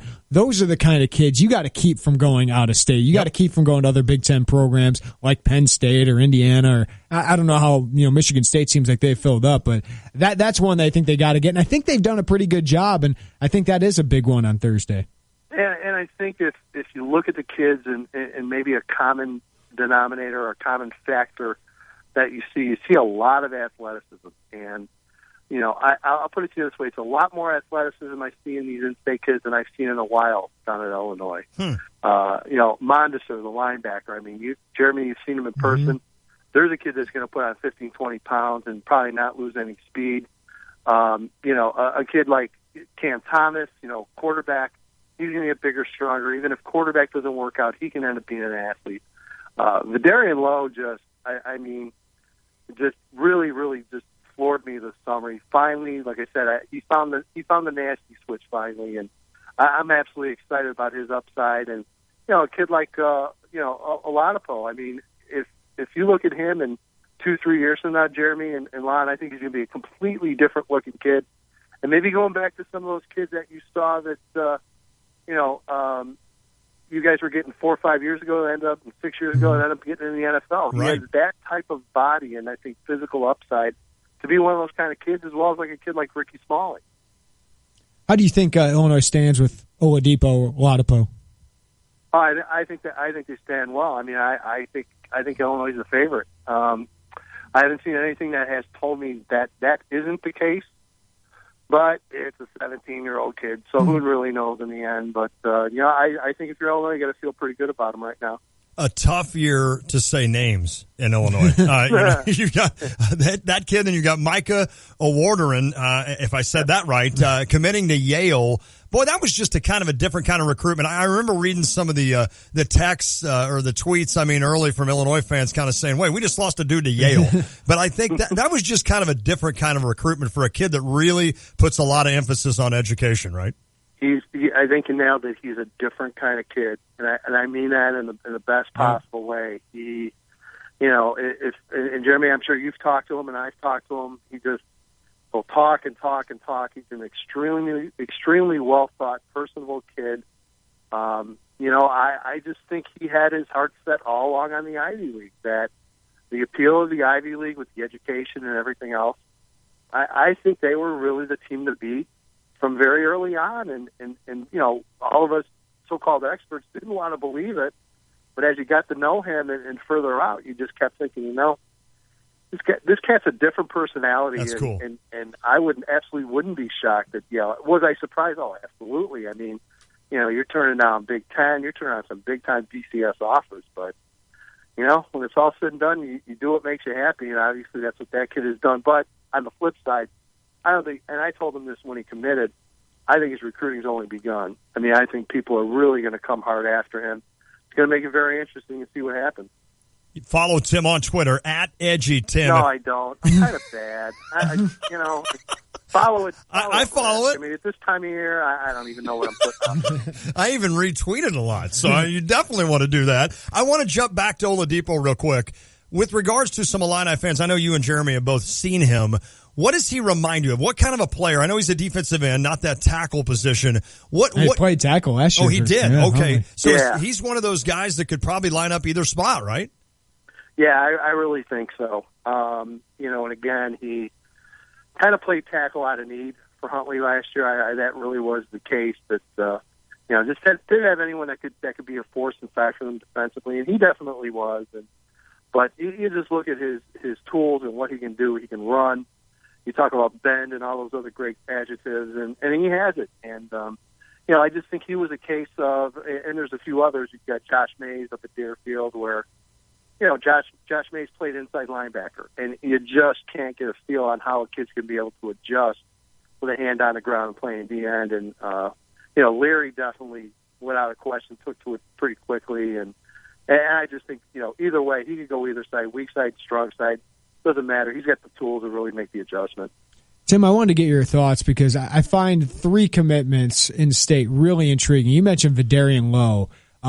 He didn't have very good tape last year, but you said it this spring and summer, he looked like he could be the best offensive lineman in the state. And I know Jarvis going to Michigan State's really, really good, but Lowe's just ridiculous. And if he gets that mean streak and continues to lean up, I think he could be great. Mondesir is a heck of an athlete. And then the quarterback, Cam Thomas, I think it's going to take him some time to become a quarterback and get that footwork down and kind of go through the progressions, all of that. But he's a great athlete. All those guys are just really intriguing prospects with higher ceilings.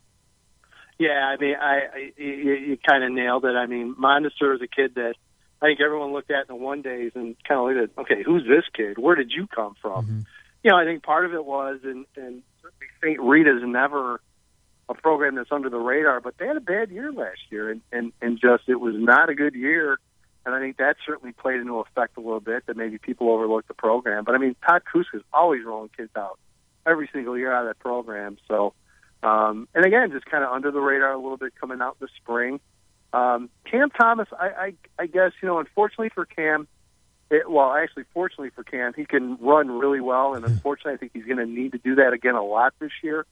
I guess what I'm looking for from Cam this season in particular, how improved will the tools be, the fundamentals be, how improved will his accuracy be. Just you want to see him progress with those quarterback tools. He's had a very good summer, got to work with your coaches and some other guys in camps. But, I mean, again, athletically, he has what you're looking for in that true dual threat kind of shotgun quarterback. And I definitely see the intrigue there from Illinois, there's no doubt. And, and Vidarian Lowe, I mean, no, he didn't have great tape. But Jeremy and Lon, I'm telling you, he may be one of the nicest kids I've ever met, which if you're ever talking about linemen, sometimes not a good thing. Right.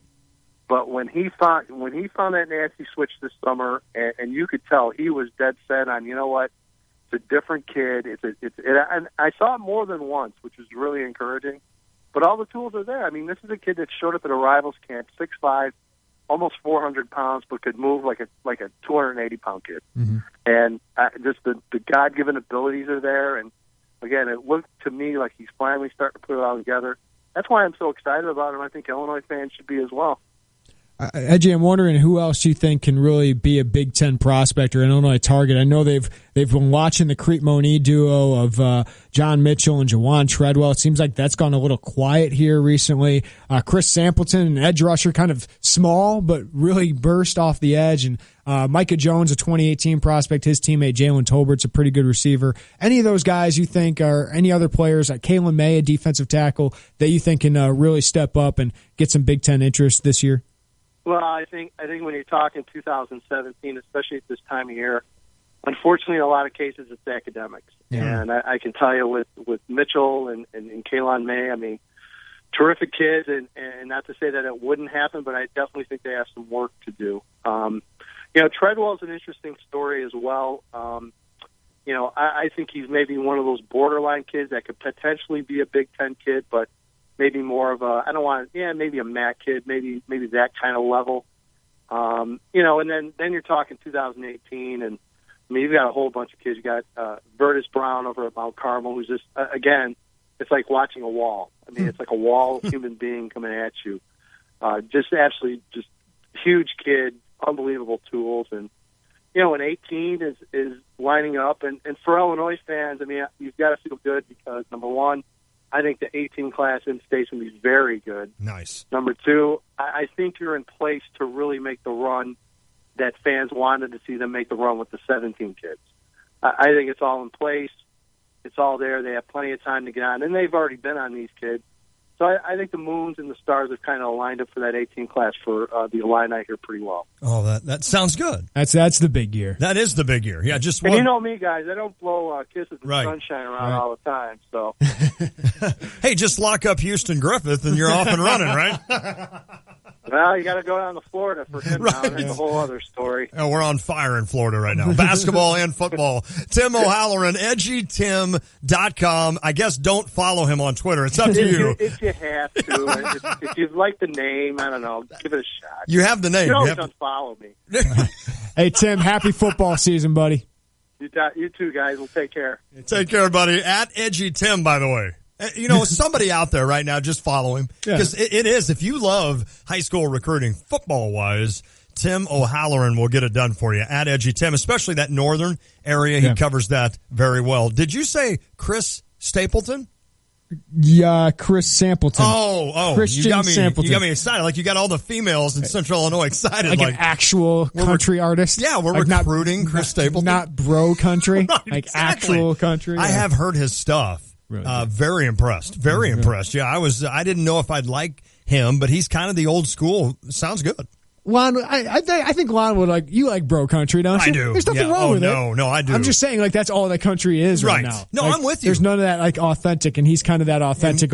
He actually was a truck driver. Yes, he's singing about real stuff. That's cool. You can do both. I'm fine with good pop, bubblegum pop music, but I'm also good with the real stuff. Right? I'm with you on that. And seriously, somebody sent that to me and said you ought to hear this one song. And I listened, and it took me a minute, and then I was like, you know what? That's kind of a cool voice. I like his rhythm there, but yeah, I still like the pop. See, I still like the Zach and the Kenny. Illinois football, we're going to talk a little bit about that coming up. And Austin Berglund, our producer, has put together the Lovey Awards. I love this. I don't know exactly what these are, but I'm interested. I do too. The Lovey Awards, we're going to award things based on what happened at camp. So this will be interesting. This should be interesting. If you want to throw in a question, do so on the Jupiters at the Crossing phone line, or you can text us on the Chief Bauer text line. That's 359-2255. We're back with some award music. Even more award music. It's the Tay and J Show.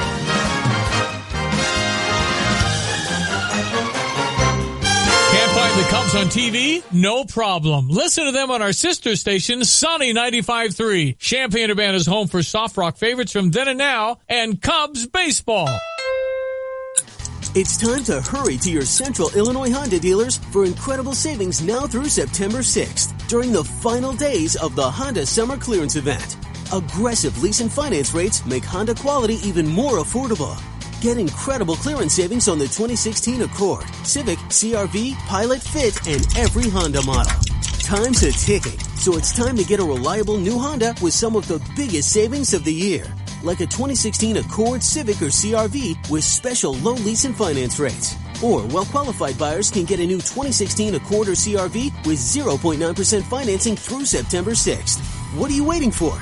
These special clearance savings only happen once a year while the 2016 inventory lasts. Time is running out, and the Honda Summer Clearance Event offers absolutely end September 6th. So get up and go to your Central Illinois Honda dealer or visit centralilhondadealers.com today. See dealer for financing details. None of us can predict the future, but that doesn't mean we can't prepare for it. How will your family survive when you're gone? And how do you know if you have enough life insurance? Beacon Insurance makes it easy with their convenient life insurance calculator. Visit www.beaconinsurance.com/life calculator. Then talk to your local independent Beacon Insurance agency about a life insurance policy that will give you peace of mind and keep your family financially stable in the future. Life insurance from Beacon Insurance always goes beyond the expected. Heating, cooling, or plumbing problems in your home or business? Why call and coordinate multiple contractors when you can make just one call? Matix Service has over 22 years of experience in heating, cooling, and plumbing. Matix offers high-efficiency Trane equipment that is reliable. And Matix provides 24/7 service calls at regular service rates. Visit mattexservice.com. It's hard to stop a train. Check out the new BMW of Champaign. It's not like the old Twin City. They have new on-site local ownership since 2013, along with a new state-of-the-art facility. With a Customer First Service Award winner for 2015, BMW of Champaign does business your way. Yes, they have tons of cars. Yes, they'll get you what you want. Yes, they discount, deal, and even pick up and deliver. So stop in, ask for Ben, and give BMW of Champaign a look. BMW of Champaign at the corner of Neal and Burwash in Savoy. Guidance, trust, protection, service. It's the mantra of GTPS Insurance, finding the perfect solution for you, guiding you through the options, helping you through a claim, and adapting to your evolving needs. Since 1997, GTPS Insurance has provided coverage for your car, your home, your business, and your life. As an independent broker, GTPS Insurance Agency will shop around until they find the right coverage at the best price. Contact a GTPS Insurance agent today at 359-9000 or visit online at gtpsinsurance.com. Hi, it's Corey with Max Twin City Recycling. We pride ourselves on giving the area an outlet to recycle and get paid for their unwanted metals. We're taking our community focus a step further with our Recycling for a Cause program. Each month, Max Twin City will choose a different local charity to feature in an effort to raise money for those causes. Visit maxrecycling.com for a complete list of program details.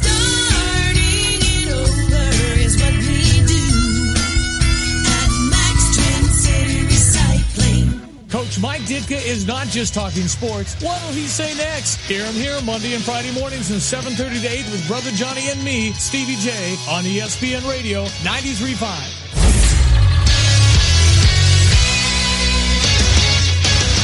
It's time for the update. MLB, do you hear that?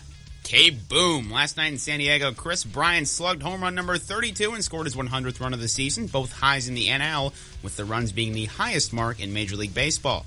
Tonight, Jake Arrieta trots out to Petco, take on lefty Christian Frederick.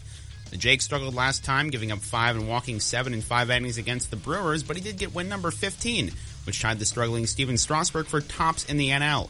He'll try to secure the number 1 position and potential lead on a repeat Cy Young tonight. The Cardinals are well rested after a day off and back at home to take on the New York Mets after a successful road trip that saw them win 6 of 9. Tonight, Jamie Garr takes the hill against John Nace in a battle of crafty lefties for supremacy in the wild card. Current wild card standings, the Giants 1.5 games up on the Cardinals for the first spot. The Cards 1.5 games up on the Marlins, 3.5 on the Pirates, and 4.5 up on the Mets for the second spot. The White Sox are at home against the Phillies. It's Carlos Rodon versus Jake Thompson. Thompson, the 67th best prospect in baseball, is 1-2 with an 8.79 in his first 4 career starts, so he's hoping to have a bounce-back start tonight. Other Jose Bautista, who's been sidelined with a knee injury, could return later this week to the Blue Jays. Big get for them. They're tied with the Red Sox for the lead in the AL East and 2 games up on the Orioles for the first wildcard spot. Reportedly, the Browns are receiving trade interest for perennially suspended receiver Josh Gordon, who's on his last NFL legs, but they refused to part with him. More injury news for the Marlins after Giancarlo Stanton has been sidelined for the rest of the season, and Justin Bour, until further notice, infielder Derek Dietrich has been put on the 15-day DL with a right knee contusion. The Jets are showing interest in cut, suspended, overweight, and talented former Bills running back Carlos Williams. Katie Ledecky will throw out the first pitch of the Nationals game tomorrow. And Josh Norman called himself the best cornerback in the world and said Roger Goodell was horrible. So Patrick Peterson. Good start. Good start for Josh Norman out in Washington.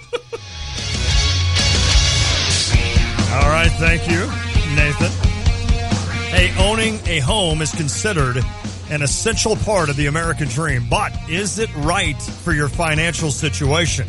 It's a good question. The mortgage experts at Busey can help you decide. Did you know it's 38% cheaper to own a home versus renting a home? And there's 2 reasons why. Lower mortgage rates and higher rent prices. Compare the cost of renting versus the real cost of buying with the quote, should I rent or buy calculator on Busey.com. They make it that easy. If you're ready to make the purchasing plunge, Busey is a name you can trust. Voted the #1 lender by the Illinois Housing Development Authority. Whether you're looking to build, buy, or refinance, Busey has the answers to your home buying needs. Buying a home, it's one of the most substantial purchases you'll ever make. The experts at Busey will guide you through the process every step of the way. Stop by one of their many convenient locations. Call 1-800-67-BUSEY or visit Busey.com to get started. It is the Tay and J Show, ESPN Radio 93.5. He's Lante. I'm Jeremy Warner. If you want to weigh in. I just about hurt myself. Yeah? What'd you do? I was throwing this little football around, and I threw it off the wall, and it took a rather strange bounce right towards... Fortunate or unfortunate bounce? Unfortunate bounce right towards, as Andrew Tay would say... D's. But I was able to, because of my swift hands... Nice. Able to save myself. Have you ever seen the Dan Patrick Show where they play flinch ball? Oh, I have. Yeah. Yes, I have. Sports taking the country by storm. No doubt. No doubt about it. Boy, Dan Patrick, by the way, I know you're ready to get on and talk sports here. Dan Patrick looks old. Yeah, he's Did you there. notice that? But, I mean, think about it. He was in his mid-40s. Right. I mean, he's 60-something years old. I drank beer with him once. Oh, yeah? Yeah, he came down to SIU. I mean, this is when he was like really early. Is it the first time you met Paulie Pabst? No. Paul, I think, I don't know. Yeah, Paul was out with us, I think. Who's his producer now? Absolutely. Yeah, Paul was an SIU guy, but Patrick came to announce an 11 p.m. SIU basketball game. ESPN used to run those 11, maybe they still do. Yeah. But we were so excited, like SIU's on ESPN, and Patrick came and did it. And then we just happened to go out for a while. And he's notorious of liking to drink beer. Yes, he is. Yes, he is. A little bit. And I was a youngster at the time, so I didn't go out after he went out. But I guess they were up till about, well, let's just say I don't think he went to bed before the plane came. He wasn't doing anything wrong. They just were doing some partying, and then he had to fly out the next day. But it was kind of cool. But I noticed that. I looked at him. I'm like, Patrick, you seem a little older. Well, he is 60-something years old now. That's crazy. He looks pretty good for his age. Yeah, agree with that. But, yes, he's getting up there. He's had a bunch of surgeries. Has he really? Yeah, a bunch of shoulder surgeries, knee surgeries. He was a good basketball player, in case you don't know. I think he played at Dayton. Yeah, he went to Dayton to play, didn't like it. Oh. Or he went to Eastern Kentucky to play. Okay. And then he ended up transferring to Dayton just to party it up and go to school. Of course. But I guess he was a pretty good hoop player, so that's pretty cool. All right, you can get back on to sports. Okay, well, Austin Berkland, our producer today, put together a nice little segment on Illinois football. I love it. He's going to call it the Lovey Awards. Okay. Should I play some award music leading in? Giving you some time to do that. Cue the idiot! Oh, there's the idiot. I'm here. Austin, how are you, buddy? Good. How are you guys? You're not doing? the idiot, by the way, that I was cueing. I was cueing myself when I said idiot. I didn't take offense. I'm going to go from this to F-ball. Is that all right with everyone? You're the one running the show. Your show. Yeah, I love that. All right, Austin, go ahead, my friend. All right, welcome to the Lovey Awards, where we award the best of camp. Get your orange tuxedos on, because we are ready to start this show. Dumb and Dumber. All right, the first one, the Clayton Fedulum Hard Worker Award. The player who was the hardest worker at camp. Who do you guys award this to? Okay, now this is going to be one dominated by Jeremy for the most part. I got to give it to a walk-on, right? Really? I mean, if you're going to go like the Clayton Fedulum Award, I think it's got to be walk-on inspired. I see what you're saying. To where they find kind of a role on the team. Okay. That would probably be Nate Eckert, who's going to be the fullback this year. He played a little bit last year. I think he had 4 catches for 4 yards, but they need somebody to block for Keyshawn Vaughn. They like to have a little versatility. Austin Roberts, a former linebacker, switched over to offense to play fullback as well. I would put Nate Eckert in there. And in a fun story, Harry Black, is that really a dude's name? Yes. Okay. And he actually called me out on Twitter the other day. You favorited my tweet, and I said, is the second offensive line or second defensive line this good, or the second offensive line this bad? Got it. And he called me out on it. I'm glad he did. Did he really? Yeah, I've been wanting to talk to Harry ever since then, because I'm glad he called me out on it, because he's on the second group offensive line. There's 3 walk-ons on that group right now. And that's a bad tweet by me. Like, I shouldn't be, because that's a personal kind of thing. Fair I should have just said, hey, the second group defensive line is tearing up the second group offensive line. That's fair enough. Shouldn't have called them bad or whatever. But Harry is turned himself into like a 200-pound offensive lineman, about 270. Wow. And he's worked his way into the second group, so it's kind of fun to watch that kind of story. That's cool. But Nate Eckert would probably top that list because he's going to play a role in this team. I guess for me, who didn't go to many of these training camps, just from hearing it, I think Kendrick Foster really stepped up. Now, I don't know if you'd call him the hardest worker of the group, but it sounds like he worked hard to get to where he is body-wise now to allow him to have a big camp and to give us all some confidence if Keyshawn Vaughn would go down, and or just knowing that Keyshawn won't be able to get us that. I mean, we can't give him the ball every time like Le'Veon Bell. Talking with Thad Ward, I talked about Kendrick and asked him about him. I go, it feels like you guys are a little bit more confident to actually take some carries away from Keyshawn. He goes, yes, that's absolutely true. That now we feel like we can actually put someone in there with confidence that he can get the job done. And you said Nate Eckert had 4 catches for 4 yards. Yeah. Austin, you could do a promo on him in the future. Inside joke. Woohoo! Okay. Lon found that funny himself. I don't think Austin got it.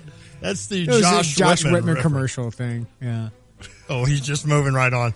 Come on, I got to give Cubs fans a little grief. Let's move this award show on.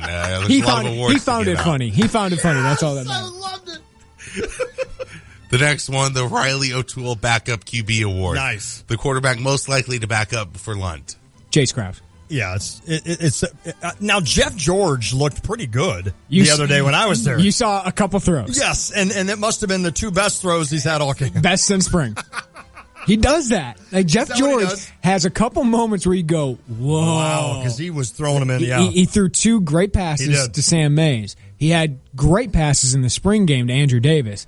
We don't see that a lot. No, that's too bad. So if you get a small taste of him, yeah, you're sitting there going, that kid's interesting. And he's moved up the depth chart, obviously. But still, I think Chase Crouch, he's getting most of the number 2 reps. You know he can run the football well. I think they're going to roll him out for a lot of short passes to tight ends, receivers, stuff like that. But you are limited. Jeff, you can have a more open offense. Are you going to be able to count on him as much as you can count on Chase? How important, Jeremy, in your mind, would it be for Illinois to kind of whip up on Murray State and get a kid like Chase Crouch out there? I know he played a little bit last year, but to get him out there under Garrick McGee and get a little fluidity to it. You like a little bit, but if Lunt goes down, you're in trouble. Okay. You're in trouble. I don't know if it matters how many reps he gets against Murray State. Fair enough. All right, the next award we're giving out, the Josh Ferguson Versatile Athlete Award. The player who most likely will help in multiple facets of the game. I never would have thought this.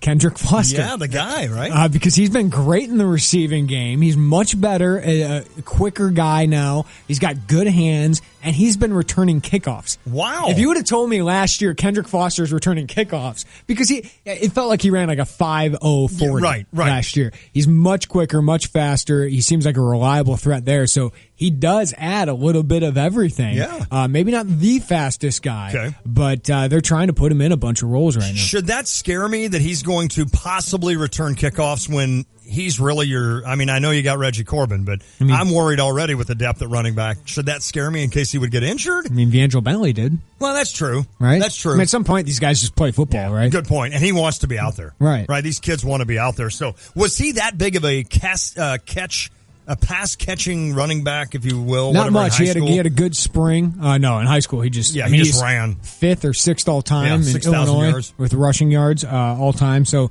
now he was mostly just a runner. I mean, most high schools, they don't pass the running back all that much. But he's shown some good hands over the last year. I like it.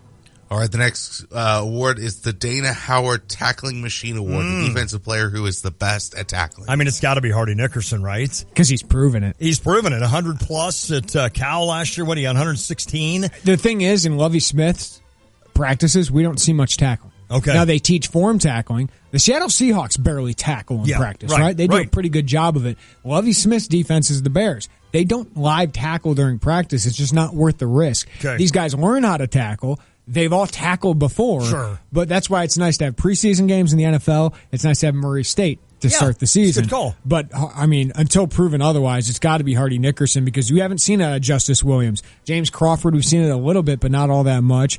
Some of the corners are pretty physical, like a Jalen Dunlap. Yeah, he is. I mean, I guess I could put DeJuan Smoot up there because he's just a ridiculous talent. I'm going to throw a football term at you. Sometimes they funnel plays to a certain player. In other words, the defensive line may do this, and systematically the running back just happens to funnel into one guy who's going to lead you in tackles a lot. But that's not necessarily the case this year with Illinois, right? Because you're saying they're playing gap control. It's a one-gap system. So if you remember Ted Washington and Keith Traylor, yes, they would just take up space so that Brian Urlacher, Lance Briggs could make all the tackles. I would say the weak side linebacker, they're usually free a lot more in the other positions. Okay. So Lance Briggs was a weak side linebacker in this system. Levante David was a weak side linebacker in this position, in this defense. James Crawford is that role this year. So it wouldn't surprise you if he's number 1 or 2 in tackles on this team. And Mark Tupper echoed your sentiments that he's liked what he's seen so far. Should have played more last year. Yeah, you're right.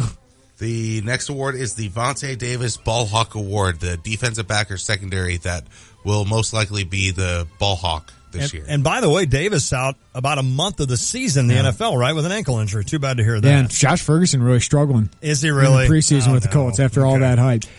I could go with Jalen Dunlap. I could go with Taylor Barton. I'm going to give you guys a name, though. It's a little different. He led the Barton picked one. I was there. He picked one when I was there. That was a bad pass by Chase Crouch. Really bad pass by Chase Crouch. I was just going to give Barton the credit. But I'm going to throw out a name that you might want to get to know because in the spring he had a bunch of interceptions, led the team in takeaways during the spring. Chris James.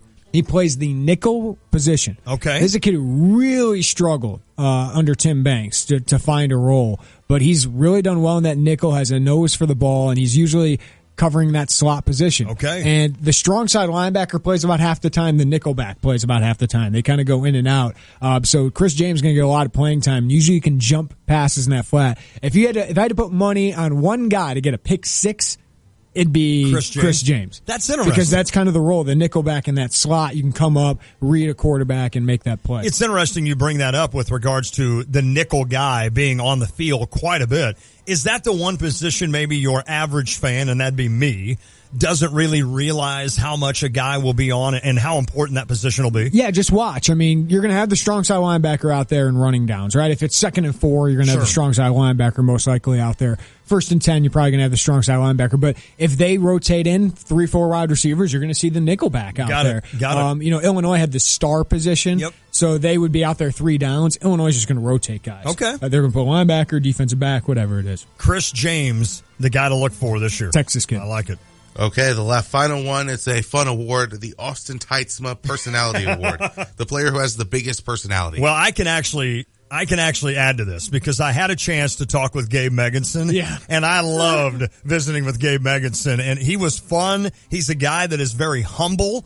As a kid that came in as a big recruit, and he's like, well, I guess, a lot of teams recruited me. And I'm like, oh, really? Ohio State, Michigan. But he's got the hair. I mean, he's got some good flow. Must just be these offensive linemen, man. They're just a tad goofy, but we love them. Gabe probably definitely wins that award. I would throw Rob Bain in there. Rob Bain, who he's fun to follow on Twitter. Even I talked with Rob a couple times. It was hard to get anything out of him. Right. It was really quiet. He's come into his own. Like, he's starting to get comfortable with some people a little bit. He's grown out his mane. Right. He's got a Fu Manchu going on right now. I just did an interview. You can watch it at IlliniInquirer.com. You see a little bit of that personality. That's awesome. I'm surprised neither of us picked Westland. Oh, wow. My funny story with Wes is he's walking off the field. That was Saturday. Everybody was already busy. I think you were interviewing you were interviewing actually the kicker. Punter? Yeah, the punter. Ryan Frayne. Yeah, Frayne. He was so excited. Frayne was. Got to do specialist interviews. Frayne was so fired up to talk to you. He just had this love smile. talking to those guys. And then the rest of them were interviewing Hardy Nickerson, and here comes Wes. And I was waiting for, I think, Nathan Shieldhouse. So I was just standing there. Here comes Wes walking by the SIDs, and he kind of gives this look like, he tried to slink away. Like, do I not have to? And they're like, Wes, we need you. He's like, oh. He just gave that look. Because some of these guys really like doing interviews. Oh, sure. And he doesn't mind. But you're the quarterback. You got to do it every day. Yeah. And it's like Lovey. Lovey's right. like, you guys really need to talk to me again Nothing's changed in a day. Guys, we had practice again.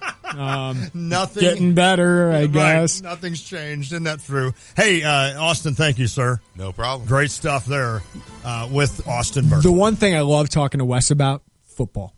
Yeah. He's a football nut. Is he really? If you That's talk cool. about just certain things about an offense or certain things a defense does to him, he's a ridiculously smart football player. See, that's cool, and I think that'd be something to sit down and have a good time to chat about that, because he could tell you the things he's seen. He could tell you so many different formations and whatever he's looking for. It's always interesting to me, what is the quarterback when he gets to the line? What are they looking for? I know there's certain things they're looking at, but it'd be interesting for that. By the way, Dan Patrick, 60 years old. Bob Costas, 64. Thanks to Austin on this. And Al Michaels, 71 years old. He still sounds great. Still all the best at what they do. Still sounds great. It's crazy. Crazy stuff. All right, if you want to weigh in, 359-2255. That's 217-359-2255. We have a couple of questions on Illinois football we can tackle when we return. It is the Tay and J Show.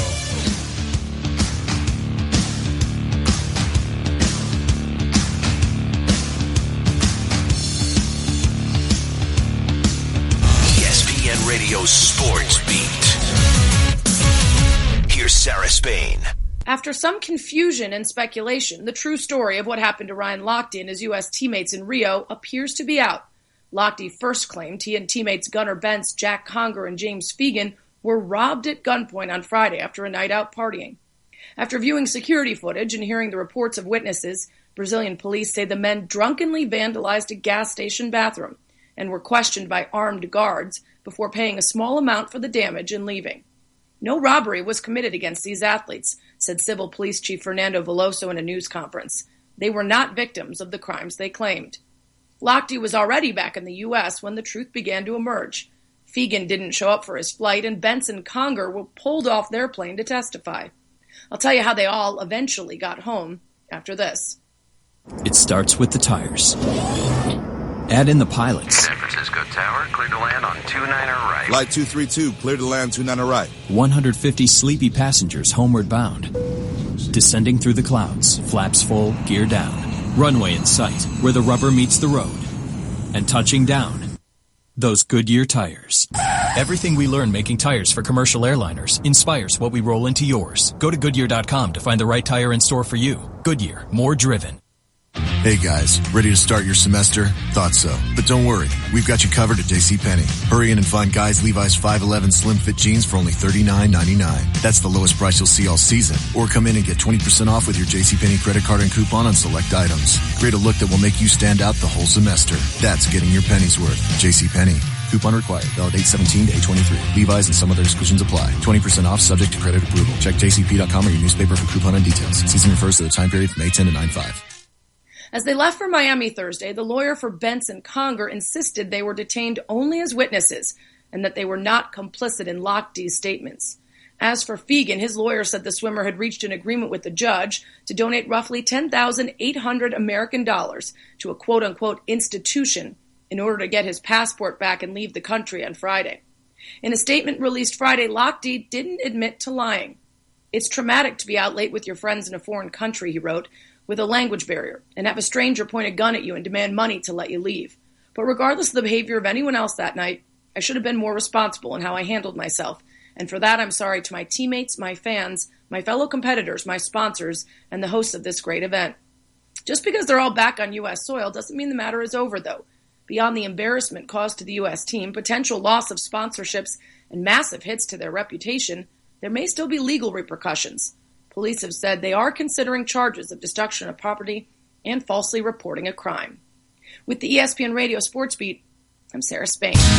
Unified Community Credit Union for campus and community. The Illini Visa Rewards Card is your community credit card. It's my ticket for travel. My name is Mindy, and I gain points from my Illini Visa credit card. And I use the points for trips to see my grandkids in Colorado. It's my ticket for gift cards. My name is Mark. I gain points from my Illini Visa credit card, and I use the points to buy gift cards as incentives for my employees when they achieve goals at the office. The community has spoken, and they use the Illini Visa Rewards Card. The Illini Visa Rewards Card can be your ticket for travel, gift cards, and more. When you use your Illini Visa Rewards Card for purchases, you rack up points. Use your points to travel. Use your points for gift cards. Don't have an Illini Visa yet? Apply today at IlliniCard.org. That's IlliniCard.org. Live, work, or study in Champaign County? Bank with the U of I Community Credit Union. U of I Community Credit Union.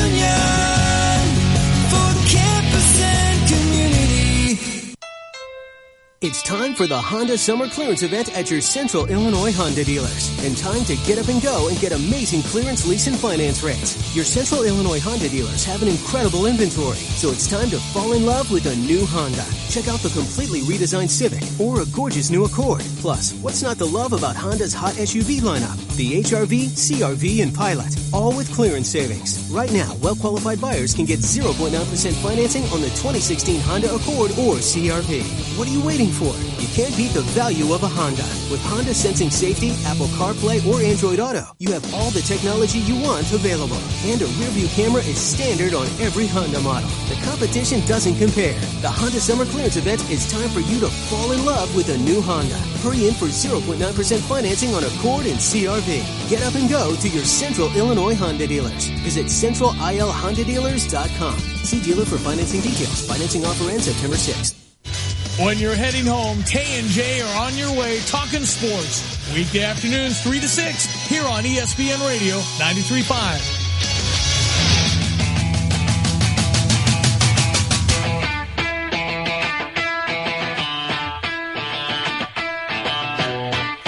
It is the Tay and J Show, ESPN Radio 93.5. Latte, Jeremy Warner. We just sit here in front of these microphones and talk for 3 hours, and it's constituted, I think it's called a radio show. So that's what we're doing. We're doing it again today. I have a trivia question. Ooh. And the first one to get this at 359-2255, call at 217-359-2255. Okay. They get 2 large pizzas, 8 soft drinks, and 2 hours of free pool at Jupiter's at the Crossing. So our trivia question is... Yeah! Game show time! Joey Votto and Jose Altuve are on pace to hit 400 post-All-Star break. Wow. Are they really? If one of them does that, they'd be the first to do it since whom? I will give you a couple clues. That is a good question. It happened in this millennium. Okay. It happened with a player who is still active and a player who has been in the news a lot. 359-2255. That's 217-359-2255. Jose Altuve and Joey Votto, both on pace at 400 post-All-Star break. They'd be the first to do so since which player? Okay. It happened in this millennium.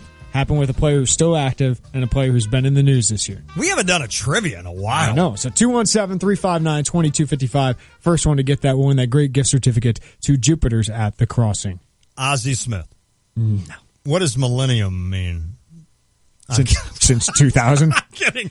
I think I actually, I don't know if I've got this one because there's 2 guys that have been in the news a lot lately. So there's a couple. There's a couple that, and both of them, you can make an argument for both that they would be the ones that would do that. But that's a really good trivia question. I like that. It is the Tay and J Show. If you want to weigh in, 359-2255. That's 217-359-2255. NFL is in week 3 of the preseason. Okay. The NFL, I'm actually kind of excited for this year. I am too. Last year, the offseason, Yep. I was so worn out from Deflategate. I was so worn out from Ray Rice and all that stuff. Of it. That I was like, okay, at least we get to games, but I'm already sick of you, NFL. Yeah, I agree. I haven't had that. Same here. And even though I'm tempered my enthusiasm for the Bears because I still think they're going to be better. Right. How much better? I'm starting to get excited though about actual football to be played. I'm excited about that, and also, it automatically runs into like a fantasy football as well that I get excited for. But there is a lot. The NFC is once again going to be pretty loaded with teams. I mean, you look out west, you've got my Cardinals, you've got the Seahawks. They haven't gone anywhere. You know Aaron Rodgers is always going to be good. Minnesota, we saw that team come into their own, into its own last year. The Bears could be intriguing. I'm not putting them up there with those 4, but they could be intriguing. And then out east, who knows? Dallas, I guess. Dallas is really intriguing. I agree. And not just because they're the Cowboys. Yep. Tony Romo is back. You get Ezekiel Elliott, and one of those preseason storylines that probably won't transfer to the regular season, but Dak Prescott's looked pretty good. He has. I've heard that. Yeah, so that would be interesting if Tony Romo gets hurt to see a couple rookies carrying the load for the Dallas Cowboys. But you're right, the NFC is just so much deeper than the AFC at this point. I think Minnesota's really good, but it depends on their quarterback. It does. What can Teddy Bridgewater do as the quarterback? Because until proven otherwise, Minnesota can win that division, but I still would think the Packers would go farther in the playoffs. I agree with you. Because they have number 12. And it all comes down to that, right? It all comes down. Now, there can be teams that are really good. Last year, Arizona was really good. They should be really good this year. They were a better team than Green Bay, but they had Aaron Rodgers, and Aaron Rodgers almost pulled that off with his miraculous heave to beat them. So the team is still the key, but if you've got a solid team and then pair it with a really good quarterback, then yeah, you're in really good shape. Lovey won't like me saying this, but Tampa's intriguing because Jameis Winston hits year 2. Agree. It'll be interesting to see what they do, but I don't know if they have enough talent around him. And Carolina, and I don't know about Atlanta and New Orleans, they seem like their time has passed a little bit. The LA Rams are really interesting. It doesn't sound like Goff will start. Sounds like Case Keenum will start there, but moving to LA, of course, that's interesting. Seattle, can they keep up with Arizona? Because Arizona seems like they're taking over that division. Arizona should be good. Seattle will be interesting to see. What's the big tight end? Jimmy Graham. Jimmy Graham. Last year, it was awkward. It was awkward watching Seahawks games with Jimmy Graham, who was never part of the offense, ever. And now it'll be interesting to see if maybe Jimmy said, hey, maybe you ought to, hey, Pete, maybe you ought to throw to me. You know, I'm pretty talented. Why don't you include me in that? I was telling you today, I had a guy ask me today. He's like, all right, Lon, off the subject of what we were talking about with business. He's like, would you take Gurley, David Johnson from the Cardinals, or Antonio Brown with the first pick in the fantasy football, in fantasy football? And I sat there thinking, I'm like, are those the top 3? Yep. But it really is. It's funny how that you go through seasons. Marshall Faulk back in the day was the guy for 3 or 4 or 5 years. That was just automatic. If you happen to get the number 1 pick, you're taking Marshall Faulk. Larry Johnson. Larry Johnson was really good. LaShawn McCoy recently was kind of that guy. And of course, Peterson's still up there. Yep, A. Pete's always one of those. But I sat there and I thought, okay, I've never been a part in my league of a draft that I haven't taken a running back first or haven't thought of taking a running back first. I think this year, if you're in a PPR league, I could definitely see Antonio Brown. It's interesting how Pittsburgh's evolved. They have. From this run, defense-oriented team to they score more points than anybody. It's unreal. They air it out with Ben Roethlisberger. They do. And score more points than anybody. One of the storylines I find really interesting in the NFL right now is you have an old group of an elite quarterbacks, right? You do. Peyton's retired. Yep. Tom Brady, Aaron Rodgers. Yep. Cam Newton's kind of the young guy that can take over, maybe Russell Wilson as well. Would agree. Who's the next guy?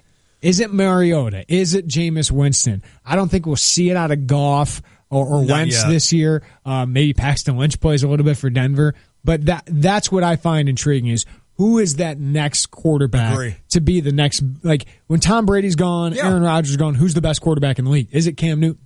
I think Is it Russell Wilson? I think Cam and Russell to me are still a titch ahead, if titches would be a word. The next guy though that I was really impressed with was Winston. I was very impressed with him last year. I think he grew, and I think Lovey was great for him, and I think Jameis Winston grew last year. I think he'll be really good. 1 year, one bad year. Andrew Luck. Oh, yeah, I know. Right? See, I think I just forgot about him. Indy still doesn't have enough talent around him. No. But I see a big bounce back here. Yeah, he's the stud. I mean, he was running for his life, and he got happy feet. I think at the end of last year, he got happy feet with regards to that. So, congratulations to Todd in Tuscola. He got our trivia question right. Lon, do you know the answer? I'm going to say Ichiro. It is. Ichiro Suzuki was the last player to hit over 400 in the second half of the season. Okay, I thought... And right now, Altuve and Votto are both on pace to do so. Another guy I thought of was A-Rod.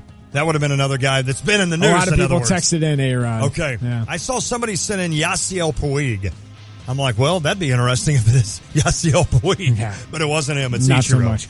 Hey, coming up next, we got Drive Time. We're also going to have a Cubs next question. Wait, I've got to talk about the Cubs next hour? Yep. I may leave. Both of us may leave. We may just not be here next hour. It's the Tay and J Show.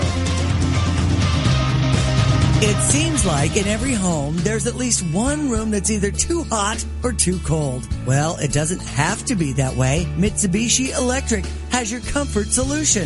Mitsubishi Electric cooling and heating systems are up to 40% more efficient with no ductwork and whisper quiet. Individual room control, giving you the freedom to find your perfect comfort level and save money too. Make your whole home comfortable again. See Lance Heating, Cooling, and Plumbing for your comfort solution and live better.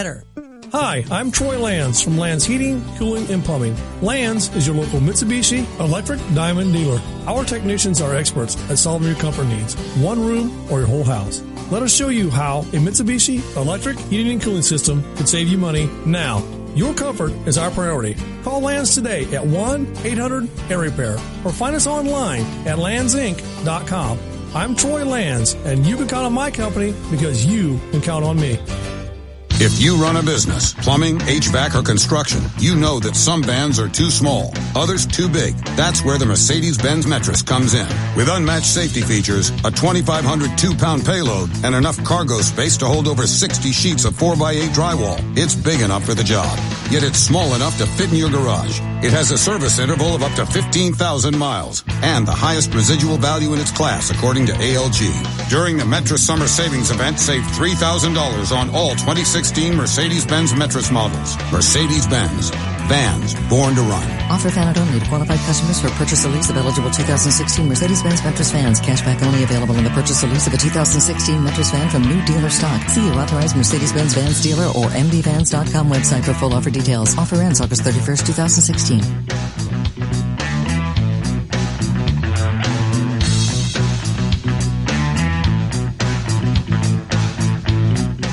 From executive producer LeBron James. I need this, like yesterday. Cleveland entrepreneurs get a chance to compete for their shot at success. That will be a game changer for me and our business. I believe your hustle is going to make this happen. We got work to do now. It's hard work, but it's totally worth it. Cleveland Hustles. Series premiere tomorrow at 10. Everybody can have great ideas, but you have what it takes in here. Only on CNBC. It's time for the Honda Summer Clearance Event at your Central Illinois Honda dealers. And time to get up and go and get amazing clearance lease and finance rates. Your Central Illinois Honda dealers have an incredible inventory, so it's time to fall in love with a new Honda. Check out the completely redesigned Civic or a gorgeous new Accord. Plus, what's not to love about Honda's hot SUV lineup? The HR-V, CR-V, and Pilot, all with clearance savings. Right now, well-qualified buyers can get 0.9% financing on the 2016 Honda Accord or CR-V. What are you waiting for? You can't beat the value of a Honda. With Honda Sensing Safety, Apple CarPlay, or Android Auto, you have all the technology you want available. And a rear-view camera is standard on every Honda model. The competition doesn't compare. The Honda Summer Clearance Event is time for you to fall in love with a new Honda. Hurry in for 0.9% financing on Accord and CR-V. Get up and go to your Central Illinois Honda dealers. Visit centralilhondadealers.com. See dealer for financing details. Financing offer ends September 6th. Live from the Habib BPC studios, this is WSJK Tuscola, Champaign-Urbana, your home for the St. Louis Cardinals. So first responders could safely do their job and rescue people from flooding, also to protect property from possible looters. More than half the people outside the government who met with Hillary Clinton while she was Secretary of State gave money to the Clinton Foundation. Newly released emails appear to show her aides arranged access. Many of them involve Clinton's aide Huma Abedin, who in one exchange told Foundation executive Doug Band that the Crown Prince of Bahrain would stand a better chance of gaining an audience with Secretary Clinton if he went through the foundation, to which the prince had given $32 million. That meeting was set up within 48 hours. Fox's James Rosen. Donald Trump is calling for a special prosecutor to investigate the Clinton Foundation for improper use of influence during Hillary's time as Secretary of State. The FBI is investigating a possible cyber breach targeting reporters at the New York Times that could be related to other recent attacks. You cannot see any of the hacking activity going on right now in isolation. You have to see it in that broader picture of the DNC and our recent reporting that two hacks, the DNC and the DCCC, the Congressional Campaign Committee, and a possible hack also on the Clinton Foundation were the work of these Russian militias. Fox's Catherine Herridge. And North Korea has test-fired a submarine-launched ballistic missile from the East Sea. Fox News Radio, fair and balanced. It's National Make-A-Will Month at LegalZoom.com, so it's time to take care of your will or trust. LegalZoom makes it easy. They're not a law firm, so there's no office visits or paying expensive hourly rates. Instead, you could save over $100 with LegalZoom's will or trust estate plan bundles. And if you don't know whether a will or trust is right for you, don't worry. You'll work with an independent attorney available in 48 states to get advice on what you need. Do the right thing this month at LegalZoom.com. LegalZoom.com. I am with you, I will fight for you, and I will win for you. Attention fellow Trump supporters, help Mr. Trump win the presidency by picking up the phone right now and calling 1-800-773-1493 to add your name to pledge to defeat Hillary and elect Donald Trump. And call in the next 5 minutes to get your free Trump pen sticker. Again, call 1-800-773-1493. That's 1-800-773-1493. One more time, that's 1-800-773-1493. Paid for by Liberty Action Group PAC, not authorized by any candidate or candidates committee.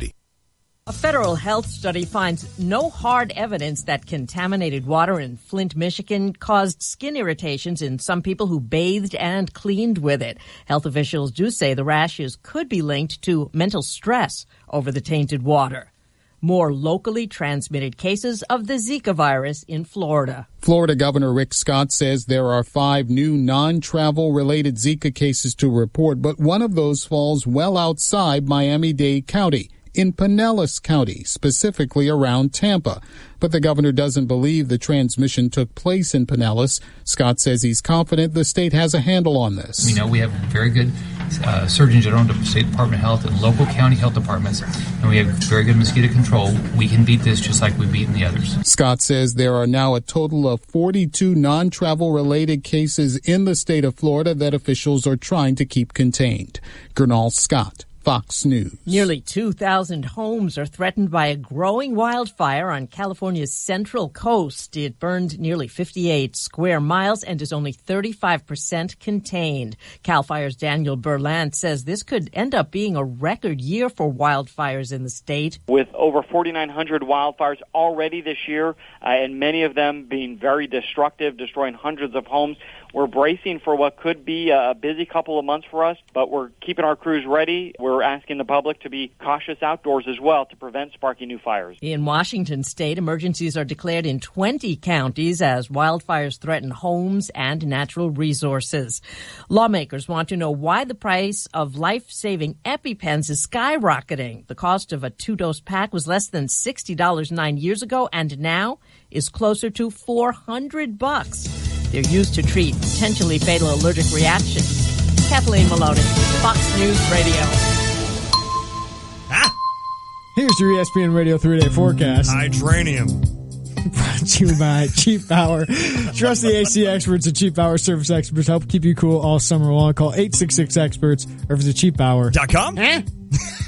Tonight, thunderstorms, 69. We're weird. Sorry. I'm like Odell Beckham Jr. over here. If you're watching on YouTube, I'm making so many one-handed catches. I got to do the weather. Wednesday, chance of thunderstorms, high 84. Could get an inch of rain, low of 70. Thursday, chance of thunderstorms, high 85, low of 66. Right now, overcast, 78 degrees in Champaign-Urbana. That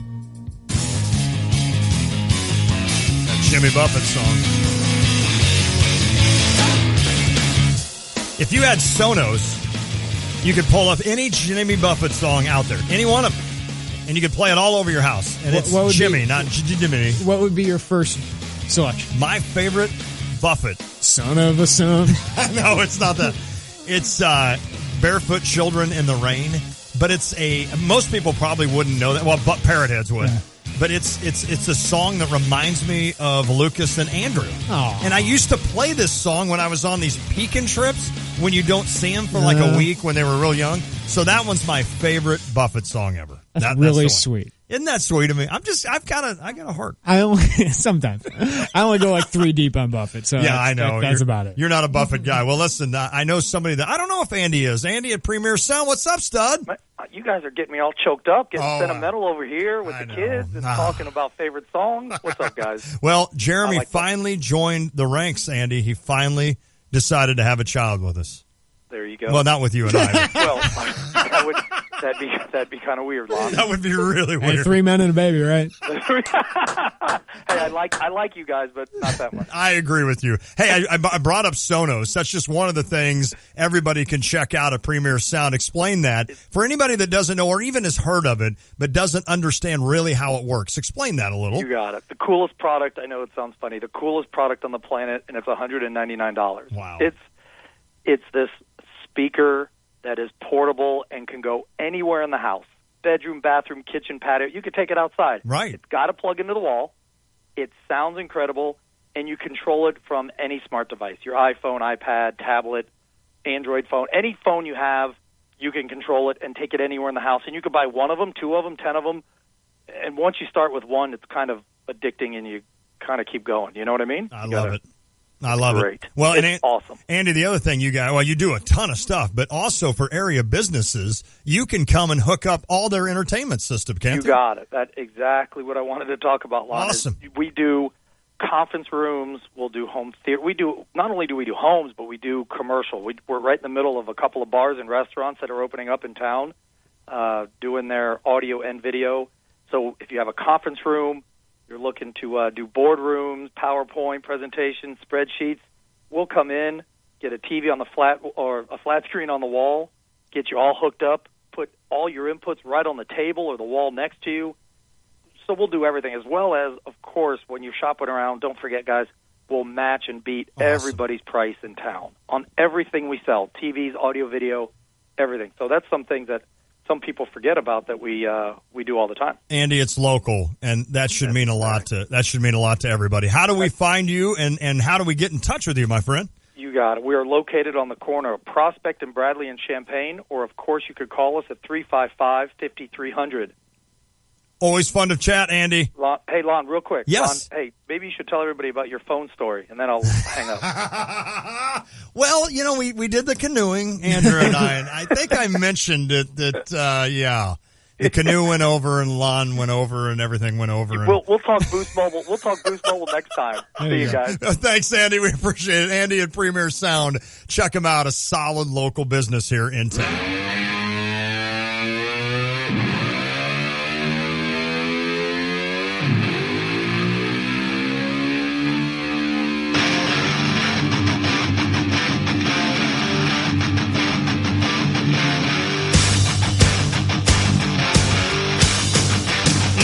It is Drive Time, presented by Honda BMW of Champaign. With over 200 new Hondas and BMWs, stop by for their Labor Day sale starting August 31st, ending 2/30 on Labor Day. Honda BMW at the corner of Neal and Burwash and Savoy, online at drivechampaign.com. All right, Drive Time. How about this? You wanted my thoughts on Trent Frazier, and I told you I thought that was a must after Jordan Goodwin said no to you. I don't know if he said no to you, but he obviously said yes to Slew. He didn't say anything to you. Right. He's learned how to break up with a girl. Right. He just, but he still says he chose another, which basically says no, because you cannot have two relationships at the same time in college basketball. Did he choose the girl that just had the better personality, but not as cute? Let's be honest. He chose the girl next door, I guess. Yeah. Yeah, because, Illinois is good looking and a good personality. And then you chose Slew. He wanted to do it on his own. He did. So good for him. He's breaking ground. Illinois gets their point guard of the future in Trent Frazier. And I thought it was a must get for John Gross after Jordan Goodwin. And it was fun to see him on campus this weekend. And like I told you, the positive vibes that he threw out on Twitter before he even got to campus, even in flight, it felt like, hey, I'm on my way. And then when he was here, it sounded like a home run a home run recruit for John Gross and these guys. And then his dad, I think, is a huge Lovie Smith fan, is a big Bears fan. So they were able to meet Lovie Smith, and why not sell that when you can? So everything came together. And the one thing I told you about him, when I watched him on video, I'm very impressed. Number one, he's a lefty. Yes. And I don't like that. The lefty stroke. But he's taller than I thought he would be. About 6'1", 6'2"? Yeah, 6'2", which I thought he was more in the 6 foot range, so that's handy. And I thought, wiry strong. He looks wiry strong, and a kid that has still got a couple of years here to build some muscle before he starts playing for Illinois. I think he needs to add a lot of muscle. Yeah, he probably does. I think he needs to add a lot of muscle, but he is a very good player. And exactly what John Gross needs in this scheme. Sure. Ball screen offense, you need to be able to shoot the three really well. He does that. You need to be able to attack the rim and finish at the rim. Nice. He does that pretty well. Now he's got to get stronger so he can do that at a Big Ten level. But what I loved about this commitment is, one, there's no drama. No. You found this kid, you recruited him hard, and even though he wasn't blowing up in the national scene, you made him your priority, and he loved that. And he was loyal to that and said, you guys were there when no one else was. And even though he got some other offers, they weren't as big time as, like Duke or anything like that. Oh, sure. Georgia came along, Seton Hall came along.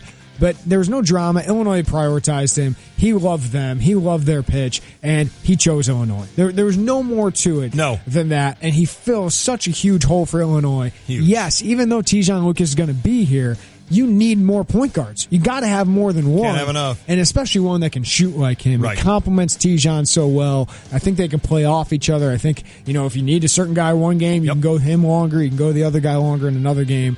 Now it's about, can you really get another guy behind Jeremiah Tillman as a post player? That might be difficult because they might not have as much opportunity with Jeremiah Tillman here. But if you can add another post player like Mayan Kier, what a good problem to have. This would be a great class. Even without Goodwin, I think it'd be a great class. My last thought on this chatter before we move on to what we had talked about before is the fact that too many times we're quick to point out that we didn't get this guy or our coaching staff didn't get this guy. Well, they identified Trent Frazier early and got on him, and Dustin Ford and John Gross both did a great job, so congratulations to both of them. If I would have told you when we were talking about this 2017 class a year and a half ago, 2 years ago, that you would have landed 3 of your top 4. Wow. I wouldn't have believed it. Not at the time. Would you have taken it? Yo, I would have taken it. Yeah, so even though you didn't land Goodwin, I mean, you wanted to land that kid. But if I told you, you're not going to land Goodwin, but you're going to get Tillman, DeMonte, and Javon Pickett. That's pretty impressive. Now, obviously, Jordan Goodwin's upticked since then. Yes. Tillman stayed great. DeMonte Williams maybe gone down a little bit more. Our expectations have changed a little bit for him. But I still have a good thought on him. He can still be a really good player. And then you add an out-of-state kid at your biggest need and point guard. That's a heck of a start to the class. You have 2 scholarships left. Right. I think they'd like to use both. I think they'll definitely try to use one of them. But still, even if this ended the class right here, it'd probably be a top 15 class. And not that matters. It's more that you're landing guys who fit exactly what you need in the program. If you would have told me 2 years ago they were going to land a top 100 point guard, I would have given you a hug. We also talked about Illinois football as they've wrapped up training camp. Mark Tupper, Decatur Herald Review, joined us in the first hour, and he's kind of echoing what we've talked about. Yes, I agree. I think the defense can be pretty good. I think they're going to have to be pretty good, though, because the offense has so many question marks on it. And that's the thing. And I know it's all about health. We understand that. But the emergence of Kendrick Foster, that was one guy that he said really stood out to him that has lost weight and come through. And I know we talk about that. We've talked about Kendrick Foster a lot on our show, and I'm sure listeners are like, yeah, we hear all about Kendrick. But how important is that? I mean, really, take some time here to think, okay, game 4 at Nebraska, Keyshawn gets nicked up, and all of a sudden, who are you giving the ball to? Well, at least now I have a little faith in the fact that they can hand it to Kendrick, and he's not, he's going to go out and get some positive yards. Now, I think Kendrick is one of those training camp stories. I agree. I totally understand that because he is a guy that we weren't talking about a lot, and all of a sudden we're talking about. But we're not talking about him as some 700-yard guy. No. We're talking about him. Can he add 300, 400 yards to this team? Yep. Can he add a little bit of? Can he alleviate some pressure? Can he keep Vaughn at 20 carries instead of 25, or 15 instead of 20? Right. I mean, I think those carries as the year goes on. I'd like Keyshawn to definitely get 20 per game. Well, that'd be fine with me too. I think you're talking about instead of 30. Yeah. 20 to 25. And when week 8 rolls around, week 9 rolls around, when you're starting to get beat up, and you have still a fairly healthy Keyshawn Vaughn because of that, that's where that really pays tribute or attributes. Or a guy like Zach Grant. Dividends. I don't think Zach Grant's going to be some stud. No. But if he can add 25 to 30 to 40 catches to your team, over a guy that like Deontay Taylor, I haven't seen much from. He's had opportunity and hasn't made the most of it. Des Kane's been hurt a little bit. Other guys have dropped the passes a lot of times. So to have a guy you can rely on, that's what this team needs on offense is added depth. So any sign of them adding depth is good for them. I think the one thing that stood out to me with both Mark Tupper and then I asked you the question was how, if at all, has your opinion of this team changed after camp? I think both of you basically said not much. You're impressed a little bit more by certain groups, the defensive line especially. Defensive line's even a little bit better than I thought. Linebackers are better than I thought. I think the running backs are a little better than I thought. But the receivers, I'm more worried about. The offensive line, I'm a little bit more worried about. So I think it all evens out. So even if certain little things change, I think the overall impression of this team is the defense can be pretty good. I think they can make plays, but they have to be because the offense just lacks the depth to last in the Big Ten. Well, I saw them at camp for an hour, and I'm now saying 10 wins for the Fighting Illini. We also talked about the Cubs. Yes, we did. They're so good. Addison Russell, are you kidding me? I have liked that kid from the get-go. And I thought he was good before anybody else thought he was good. I know good. you did, but right. I thought he was good before you even thought he was good. No, I'm kidding. But no, Addison Russell, I mean, a kid that has just been unbelievable this year. And you blew my mind last week. I think it was last week when you said Russell has 74 RBI. And I'm like, what? Yeah. And now he's probably up past 80 even. It's just unbelievable what he's been able to do. And he's been batting 8th or 9th, hasn't he, all year? 18 home runs, 80 RBI. He's got that OBP up to 335, wow. Hitting about 250 right now. He's moved up the order, yeah. It's just unreal. You're starting to see with Addison Russell, when they traded Jeff Samardzija, Billy Beane told Jed Hoyer, you just traded for Barry Larkin. Unbelievable. You're starting to see that. And that's on top of having a Chris Bryant, Anthony Rizzo, Javi Baez, like all of that. You have that guy as your shortstop for the next 5-6 years. Oh, and by the way, you got Arrieta pitching tonight. I mean, that's amazing. And then he's been like their worst pitcher. Yeah, right. Yeah, well, that's what I mean. You got a shot to beat the Cubs tonight. And then you and I both talked about Chris Bryant and Anthony Rizzo, and you kind of made the notion of should Rizzo really be an MVP candidate compared to Chris Bryant? When you look at the stats, and then he's ridiculous. But for me, when you talk to Cubs fans, they are the ones that say, Rizzo's our guy. Now, that might be more heart and soul. He's their leader. That's no doubt about it. But, wow, to have that argument, it's a good problem to have when you have those two guys that are battling for MVP. Very good problem for the Cubs. That's Drive Time, presented by Honda BMW Champaign, with over 200 new Hondas and BMWs. Stop by for their Labor Day sale starting August 31st. Ends at 2:30 on Labor Day. Honda BMW Champaign at the corner of Neal and Burwash and Savoy, and online at drivechampaign.com. All right, when we come back, you're going to be gone. Yes. Okay, you're going to football practice, but I'm going to visit with Nathan and Austin, two of our resident Cubs fans, and I'm going to ask him a lot of the questions, including this. Who is the NL MVP? Is it Chris Bryant? Is it Anthony Rizzo? Corey Seager. Lon has to talk Cubs next. I just puked in my mouth. Tay and J Show. Nobody plays more country music per hour than US 105.9, where they start every workday with 3 hours of continuous country. US 105.9 is a proud sister station to ESPN Radio 93.5. Tired of disposable furniture and pricing games? Seriously, how long can a $500 sofa last? These four walls carries vendors like Norwalk, Sherrill, Temple, and Taylor King that offer quality furniture at nearly every price point. True quality upholstery that's 8-way hand-tied with solid wood frames made in the USA. Most with a lifetime warranty, one that you don't have to buy. They'll help you create the home of your dreams. Visit These Four Walls in downtown Monticello. See for yourself what These Four Walls can do for you. You buy Community Credit Union for campus and community. The Illini Visa Rewards Card is your community credit card. It's my ticket for travel. My name is Mindy, and I gain points from my Illini Visa credit card. And I use the points for trips to see my grandkids in Colorado. It's my ticket for gift cards. My name is Mark. I gain points from my Illini Visa credit card, and I use the points to buy gift cards as incentives for my employees when they achieve goals at the office. The community has spoken, and they use the Illini Visa Rewards Card. The Illini Visa Rewards Card can be your ticket for travel, gift cards, and more. When you use your Illini Visa Rewards Card for purchases, you rack up points. Use your points to travel. Use your points for gift cards. Don't have an Illini Visa yet? Apply today at IlliniCard.org. That's IlliniCard.org. Live, work, or study in Champaign County? Bank with the U of I Community Credit Union. U of I Community Credit Union for campus and community. You already know Houlihan's Restaurant and Bar at the iHotel is a great restaurant, but don't forget about the bar. Fantastic drink specials and mouth-watering menu items from snacks to full meals, a nice selection of draft, craft, and domestic beers, and just about any cocktail you can imagine. Watch a game with multiple flat screens on all sides of the bar, or grab some tables and make it a party. Drink specials daily, plus Houlihan's is now serving a delicious hot breakfast 7 days a week. Houlihan's at the iHotel. Check them out at the corner of 1st Street and St. Mary's Road, just south of the State Farm Center. Check out the new Honda BMW of Champaign, formerly Twin City Honda BMW, and still located in Savoy. These guys are crazy for used vehicles. Truckloads of pre-owned vehicles, 25 to 50% off the price of a similar new model. And not just Hondas and BMWs, cars, pickup trucks, and SUVs of all makes. Financing options on used cars as low as 1.9%. Just drive by Honda BMW of Champaign and you'll see from the street that this is a new dealership. Honda BMW of Champaign, online at drivechampaign.com. CountryArbors.com. Hello, this is Shane Coulter of Country Arbors Nursery. Did you lose a tree over the winter? Do you live in a new home and the sun is beating down on your yard or house?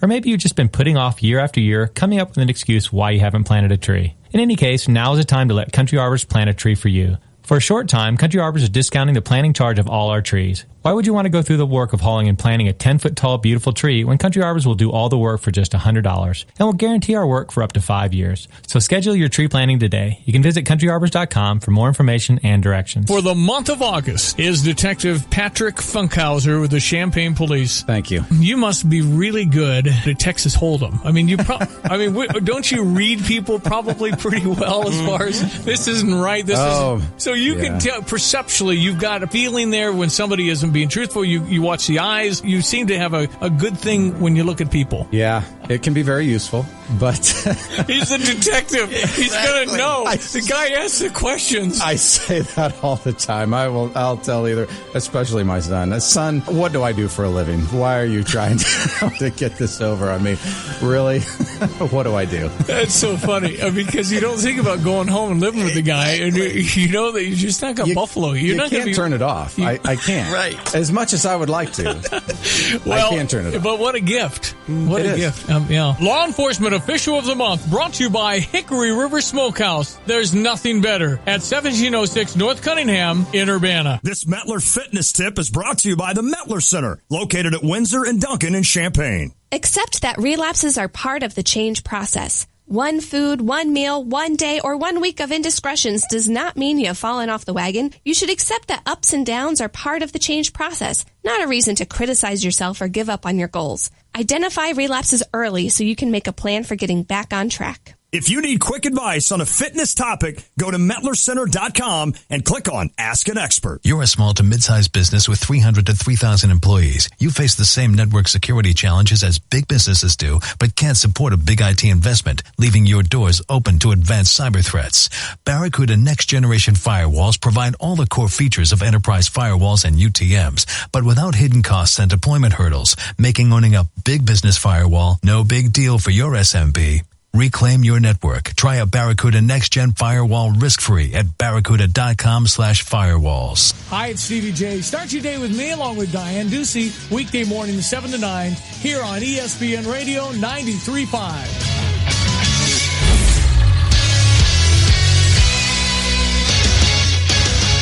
It's time for the update. MLB, do you hear that? K-boom. Last night in San Diego, Chris Bryant slugged home run number 32 and scored his 100th run. I can hear you, sir. It's not nice to interrupt. Oh, I need to clip my mic. I'm sorry. Cubs stink. Well, both of those are highs in the NL, with the runs being the highest mark in Major League Baseball. Tonight, Jake Arrieta trots out to the Petco mound to take on lefty Christian Frederick. The Jake struggled last time, giving up 5 and walking 7 in 5 innings against the Brewers, but he did get win number 15, which tied the struggling Steven Strasburg for tops in the NL. And tried to secure the number 1 position, a potential lead. What's going on here? On a Cy Young tonight. Well, the Cardinals, they're well rested after a day off and back at home to take on the New York Mets after a successful road trip that saw them win 6 of 9 tonight. Jamie Garr takes the hill against John Neese in a battle of crafty lefties for supremacy in the wild card. Current wild card standings, the Giants up 1.5 on the Cardinals for the first spot, the Cards up 1.5 on the Marlins, 3.5 on the Pirates, and 4.5 on the Mets for the second spot. The White Sox are at home against the Phillies. It's Carlos Rodon versus Jake Thompson. Thompson, the 67th best prospect in baseball, is 1-2 with an 8.79 ERA in his first 4 career starts, so he's hoping to have a bounce-back start tonight. Other news, Jose Bautista, who's been sidelined with a knee injury, could return later this week to the Blue Jays. Big get for them. They're tied with the Red Sox for the lead in the AL East and 2 games up on the Orioles for the first wildcard spot. Reportedly, the Browns are receiving trade interest for perennially suspended receiver Josh Gordon, who's on his last NFL legs, but they've refused to part with him. More injury news from the Marlins. Giancarlo Stanton, he's already been sidelined, and so is Justin Bour. Now infielder Derek Dietrich on the 15-day DL with a right knee contusion. Katie Ledecky, she's going to throw out the first pitch at Nationals Park tomorrow. Tim Tebow, his baseball workout, August 30th in L.A. The Red Sox will be there, and Josh Norman says he's the greatest cornerback in the entire league. Whatever. He's forgetting a guy named Patrick Peterson. Those two got in a little war of words. Hey, from cleaning chemicals to paper, can liners, and floor care, CMI in Champaign has everything to keep your business running under one roof. Need laundry products for your business? Carpet care? cleaning supplies and bathroom supplies too? Well, visit CMIClean.com to see all they offer. CMI is female-owned and operated and is the longest family-owned janitorial supply company in Champaign. Call CMI at 359-6262. That's 359-6262 or online at CMIClean. You know it.com.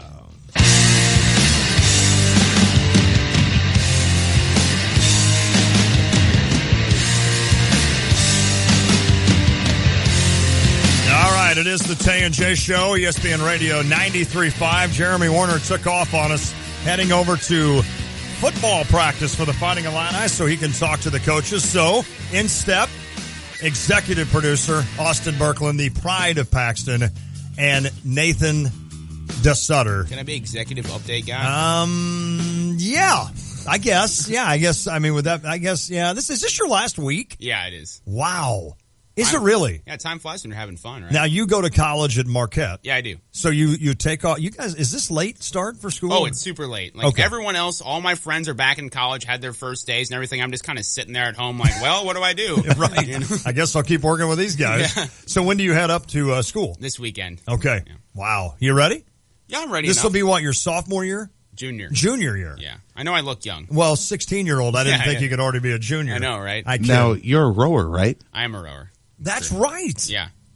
So was that your favorite part of the Olympics, watching rowing? No, because it's painful. Like I have painful memories. I wake up at 4 a.m. and then I can't watch that and enjoy it. It's just kind of like, how much chatter goes on in a boat, in an oar, in a row? Supposed to be none. What do you call those things?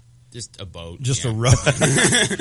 No technical terms. Nothing too special there. I thought for sure there'd be some craft or some kind of a. All right, so but you have the one dude in front of you like yelling at you? Yeah. What's he saying? 1, 2, A, B. It's dog, cat. He's just kind of trying to motivate you, just kind of push you through the day. You know, keep going, you can do it. Is that what he does, really? And he steers the boat mainly. Do you ever get frustrated at that guy? Oh, yeah, totally. Yeah, because they can say the wrong things. It's like, you know. I'd be like, you know what, Tom, why don't you get back here and you row? Yeah, exactly, because they're just sitting there and you're rowing, and they're like, yeah, you can do it, push harder. Like, I'm not going to push harder. Like, who are you? I love it. So I didn't know they had rowing at Marquette. Is this a club sport? Or? Yeah, most colleges, it's club. There's some D1 programs like the Out East programs, and Wisconsin's a big one, but a lot of the teams around here, U of I has one, their club program. We compete against them. We actually row on Clinton Lake in the spring. Do you really? Yeah, wow. That's cool. Do you beat the U of I? Yeah, we have. Okay. Not all the time. Our women's team's a lot better than our men's team. Okay. I'm sadly on the men's team. That's cool. Yeah. So a Marquette. All right. Well, listen, Nathan,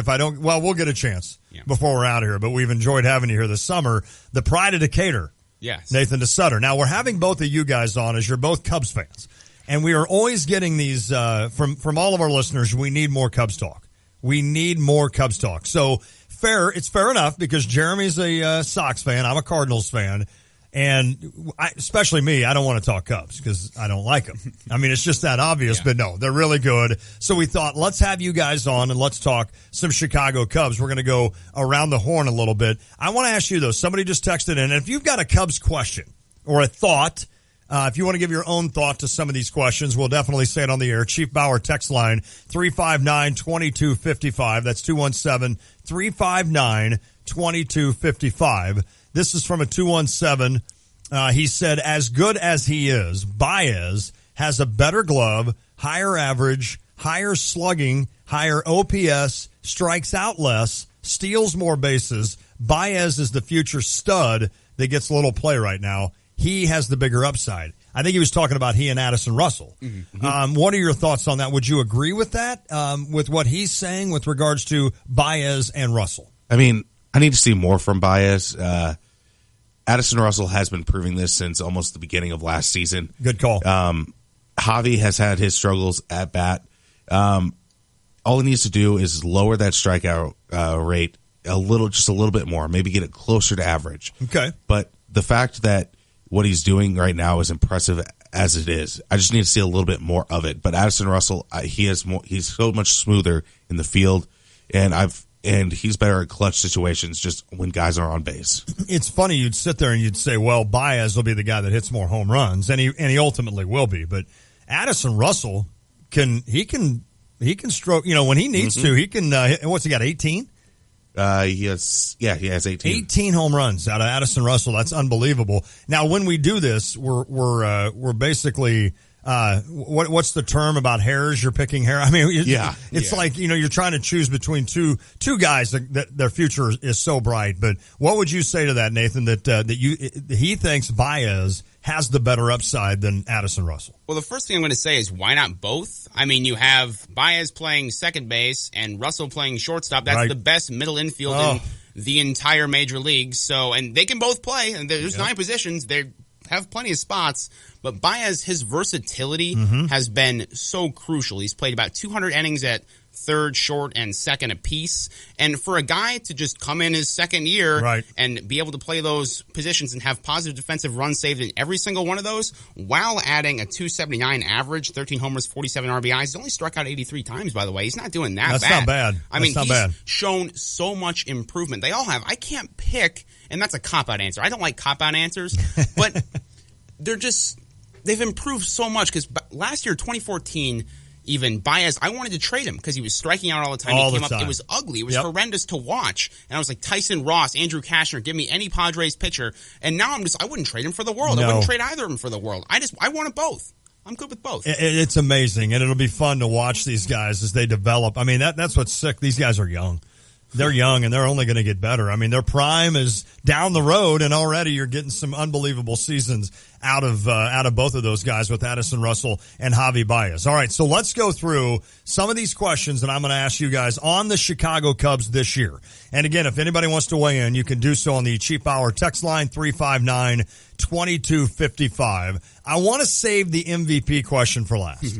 I want to save that one for last. Okay. So, if I asked you, who would win the Cubs Cy Young Award this year? So Cy Young of this rotation, which has been unbelievable as you go through it with Jake Arrieta, who had a 2-year span there, or about a 16-month span that was some of the best ever in baseball. You've got a guy like John Lester who's just been nothing but a veteran since he's gotten there. He's had his issues, but this year he's really been steady for you. You pick up John Lackey. You knew he's going to be a bulldog. He's gone out. His ERA, I believe, is the highest of all 5, which is unreal. It's only a 3.7. Yeah, which nothing is right. Crazy. Nothing to scoff at. When I say high, that's relevant. And then you've got Kyle Hendricks, who is maybe the best pitcher on this team right now. And then, of course, who am I missing? Hamill in the 5 spot. Yeah, so, right.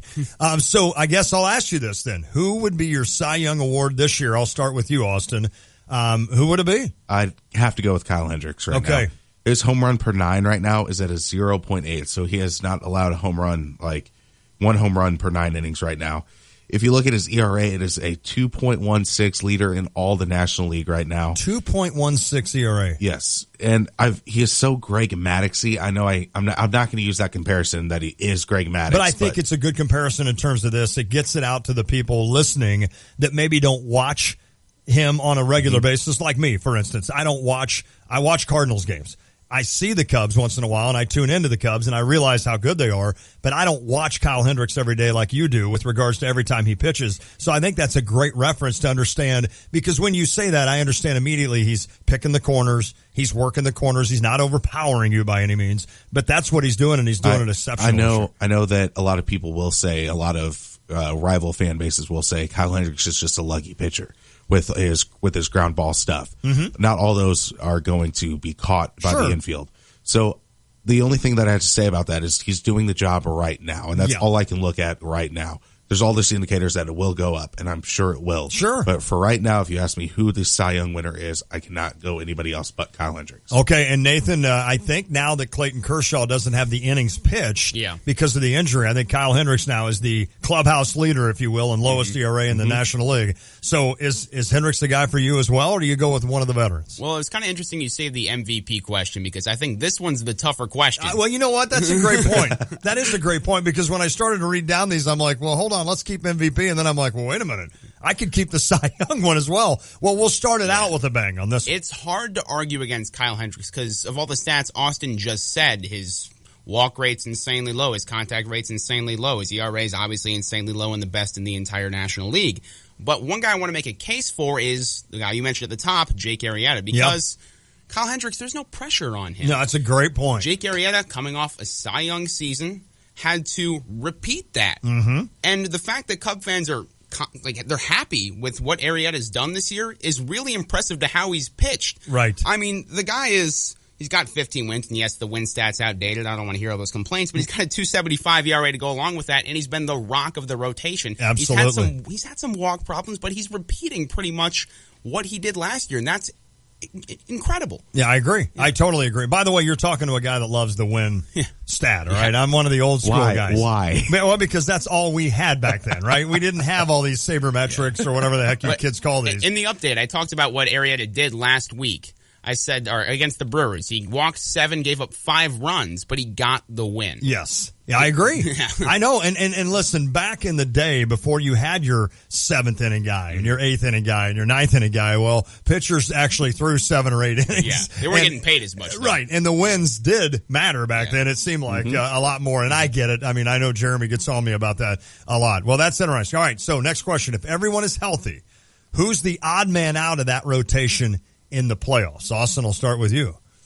Mr. Potato Chip, Jason Hamill. Okay. I'm sorry. He's out. But when you have John Lackey out there who has done it before multiple times, as long as you give him more than 4 days rest, he's fine.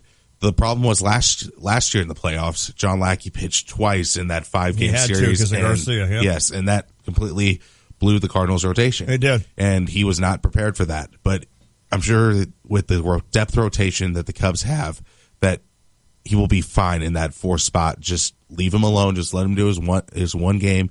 Let's move on to the next series. Yeah, I agree. But I cannot give Jason Hamill that amount of leeway.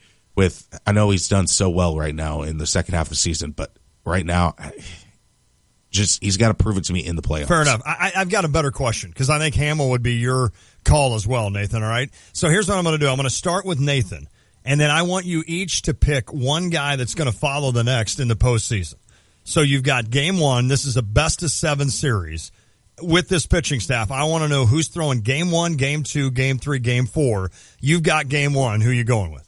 Arrieta. Okay, you're going Arrieta. That one's simple. Yeah. This one might not be as simple. Who you going with, Austin, game 2?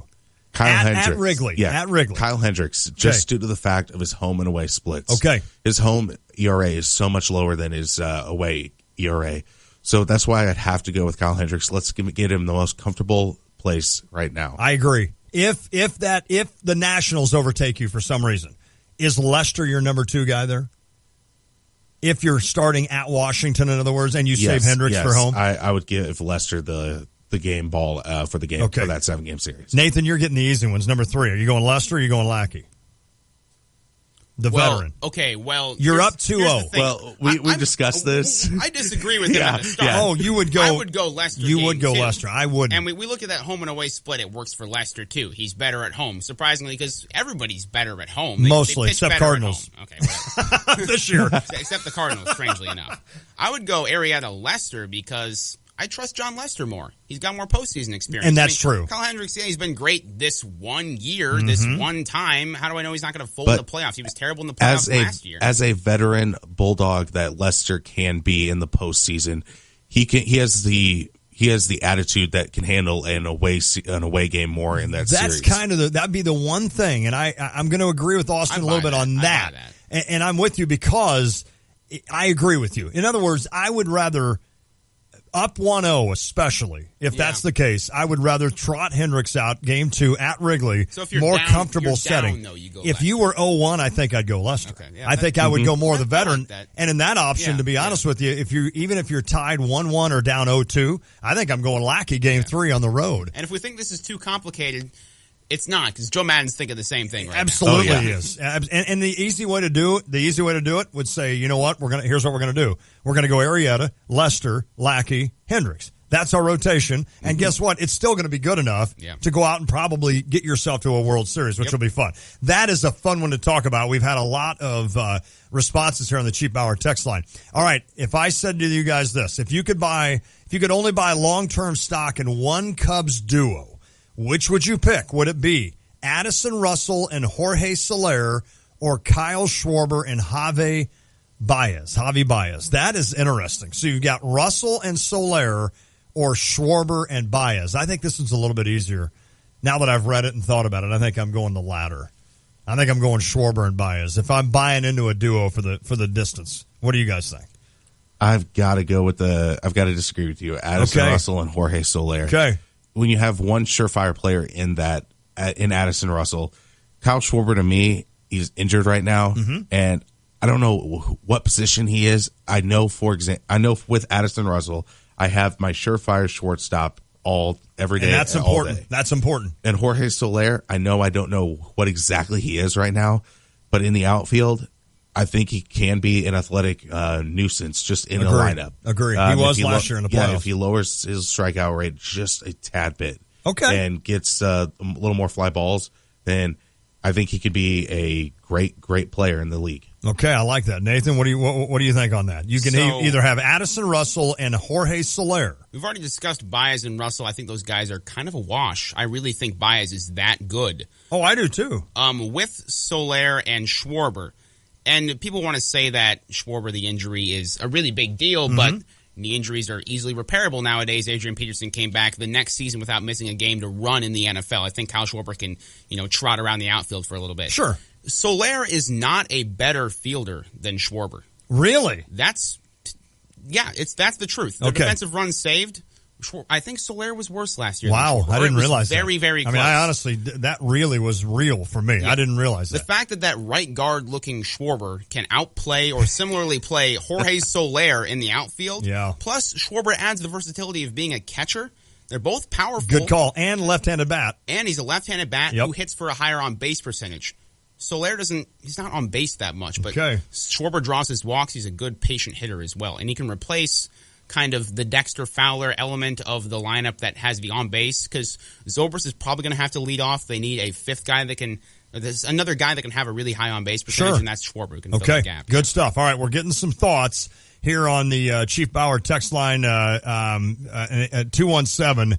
Agrees. He says the latter. He goes Schwarber and Baez. He thinks Schwarber's a beast. Few lefties with 40 homer, 120 potential every year. Brian also weighed in. He's got a question about if the Cubs don't win at all, is it a bad season? When we come back, we'll talk about that. Plus, I've got more of a playoff deal. Let's turn to the playoffs a little bit. We know the Cubs are going to be there. Let's turn to the playoffs. I want to ask you about which NL wildcard team scares you the most and why. Plus, we'll ask that question about if they don't win at all, will this be a frustrating season or a incomplete season, if you will, for the Chicago Cubs? If you want to weigh in, 359-2255. I can't believe I'm in the smack dab in the middle of this, but we're talking Cubs baseball on the Tay and J Show. I just puked in my mouth again. Hey, this is Brad again with Kramer Siding and Window Company, and for over 60 years, we've been your go-to home improvement company. We not only do siding and windows, but we also do roofing, sunrooms, decks, pergolas, awnings, and the gutter helmet. So if you need some of those things on that honey-do list taken care of, call us right now, take advantage of our tremendous savings, plus our 18-month no-interest financing, and be sure to stop by our beautiful showroom at 708 North Country Fair Drive. It's getting hot out there, and Chief Bauer Service Experts reminds you to tune up your home's air conditioning system before you need it most. Because if that system fails and you get hot, you may think about going to weird lengths to cool off, like napping with your head in the freezer or building a pool in the living room. Help prevent breakdowns and call Chief Bauer Service Experts for $41 off a precision tune-up. Regularly $120, now only $79. You'll also save up to 30% on energy bills and keep your system running at its best all year long. Call 866-EXPERTS or visit chiefbauer.com. Hey, Scott Johnson here at Champaign Chrysler Dodge Jeep Ram. August 25th is Champaign Chrysler's first annual Champaign County Law Enforcement Golf Outing. Range balls, prizes, raffles, lunch, and dinner provided. Golfing is a scramble format beginning at 1 o'clock. Registration beginning at 11:30. All proceeds are going to local law enforcement. For more information, call me, Scott, at 217-352-4273. That's 217-352-4273. It's the Champaign Chrysler's first annual Champaign County Law Enforcement Golf Outing. Thursday, August 25th with a 1 p.m. shotgun start. Call 217-352-4273. Hi, it's Corey with Max Twin City Recycling. We pride ourselves on giving the area an outlet to recycle and get paid for their unwanted metals. We're taking our community focus a step further with our Recycling for a Cause program. Each month, Max Twin City will choose a different local charity to feature in an effort to raise money for those causes. Visit maxrecycling.com for a complete list of program details.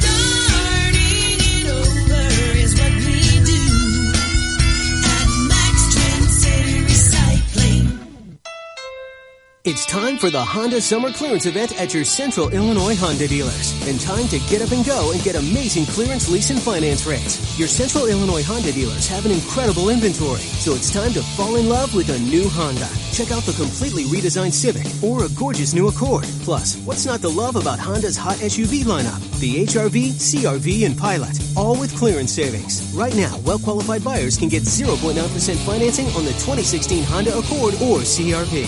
What are you waiting for? You can't beat the value of a Honda. With Honda Sensing Safety, Apple CarPlay, or Android Auto, you have all the technology you want available. And a rear-view camera is standard on every Honda model. The competition doesn't compare. The Honda Summer Clearance Event is time for you to fall in love with a new Honda. Hurry in for 0.9% financing on Accord and CR-V. Get up and go to your Central Illinois Honda dealers. Visit centralilhondadealers.com. See dealer for financing details. Financing offer ends September 6th. Hi, I'm Mike Kessel, your Champaign-Urbana Edward Jones financial advisor. What does working with an Edward Jones financial advisor mean to you? Sound financial strategies, no jargon, one-on-one advice. See the difference for yourself. Call 217-352-0117. That's 352-0117. Experience what straight talk is like. It's how Edward Jones makes sense of investing. Stop by our office at 1701 Broadmoor Drive, Suite 110 in Champaign for a face-to-face appointment. Edward Jones, making sense of investing. Member SIPC. This is Chuck Lee with Provident Financial Group. Are you sure you're on track to reach your retirement goals? Wondering how much money you'll need to last your lifetime? Whether you're retiring in a few weeks or a few years, we can analyze your needs and create a plan that's right for you. Securities and advisory services are offered through Commonwealth Financial Network. Find us online at ProvidentFinancialGroupLLC.com. Partnerships built on trust. Member FINRA SIPC, a registered investment advisor. Heating, cooling, or plumbing problems in your home or business? Why call and coordinate multiple contractors when you can make just one call? Matix Service has over 22 years of experience in heating, cooling, and plumbing. Matix offers high-efficiency train equipment that is reliable. And Matix provides 24/7 service calls at regular service rates. Visit MATTEXservice.com. It's hard to stop a train. Hi, it's Stevie J. Start your day with me along with Diane Ducey, weekday mornings 7 to 9, here on ESPN Radio 93.5.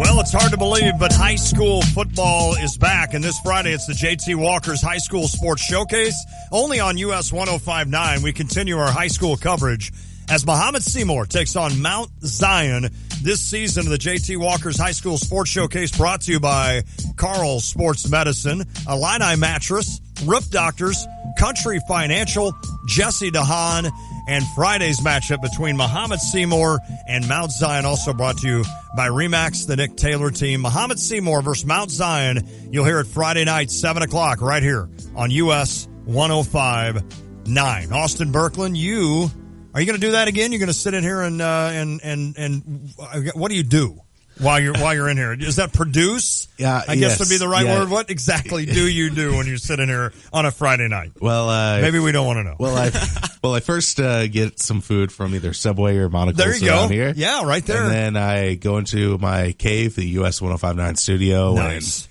get the sound check from Justin and his color guy. Okay. And then after I do that, then I set up the commercials and you're ready to roll. Then I'm ready to roll. Well, it takes that. It takes somebody back in the studio. Nobody ever thinks about that. So we appreciate you always filling in on It's that. not really that bad. What I do is I normally just have a baseball game or something going on my laptop. And you should get fired for that. You mean you have a Cubs game on is what you're saying? Yeah. I love it. All right, Austin Berkland, our executive producer, and our executive update guy, Nathan DeSutter, joining me to close out the show. We're talking Cubs baseball because we hear it too often that we do not talk enough Chicago Cubs. So we're here for you right now. Now, we need to go kind of quick on these. Not that quick, but kind of quick. Let's start in the playoffs. Which NL wildcard candidate scares you the most and why? Nathan, I'll start with you on this one. What team... wild card, which right now it looks like it's either going to be the Giants, the Dodgers, or the Cardinals. So which one of those scares you the most and why? Well, the Nationals are really, really good. Yeah, the Dodgers, I didn't ask you that. If they get Kershaw back, are really good. Okay. There's a lot of good teams, But there's one team that I'm scared of, and it's the St. Louis Cardinals. Yeah, that's what I like.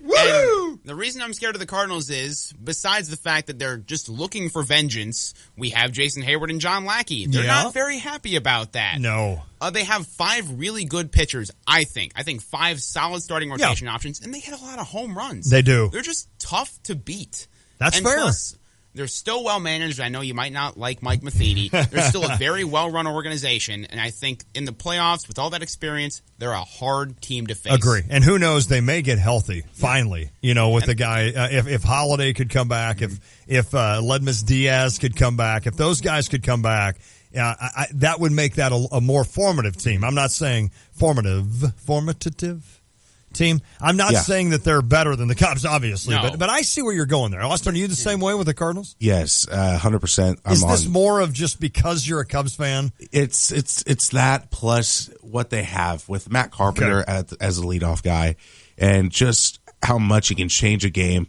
with his defense ability as well. That team just does everything. I hate to say this right now. I know. They do everything the right way. Let it run out. Just let it come out. Doesn't it sound good to say? Doesn't it feel good to say? All right, so we both go Cardinals. How about this?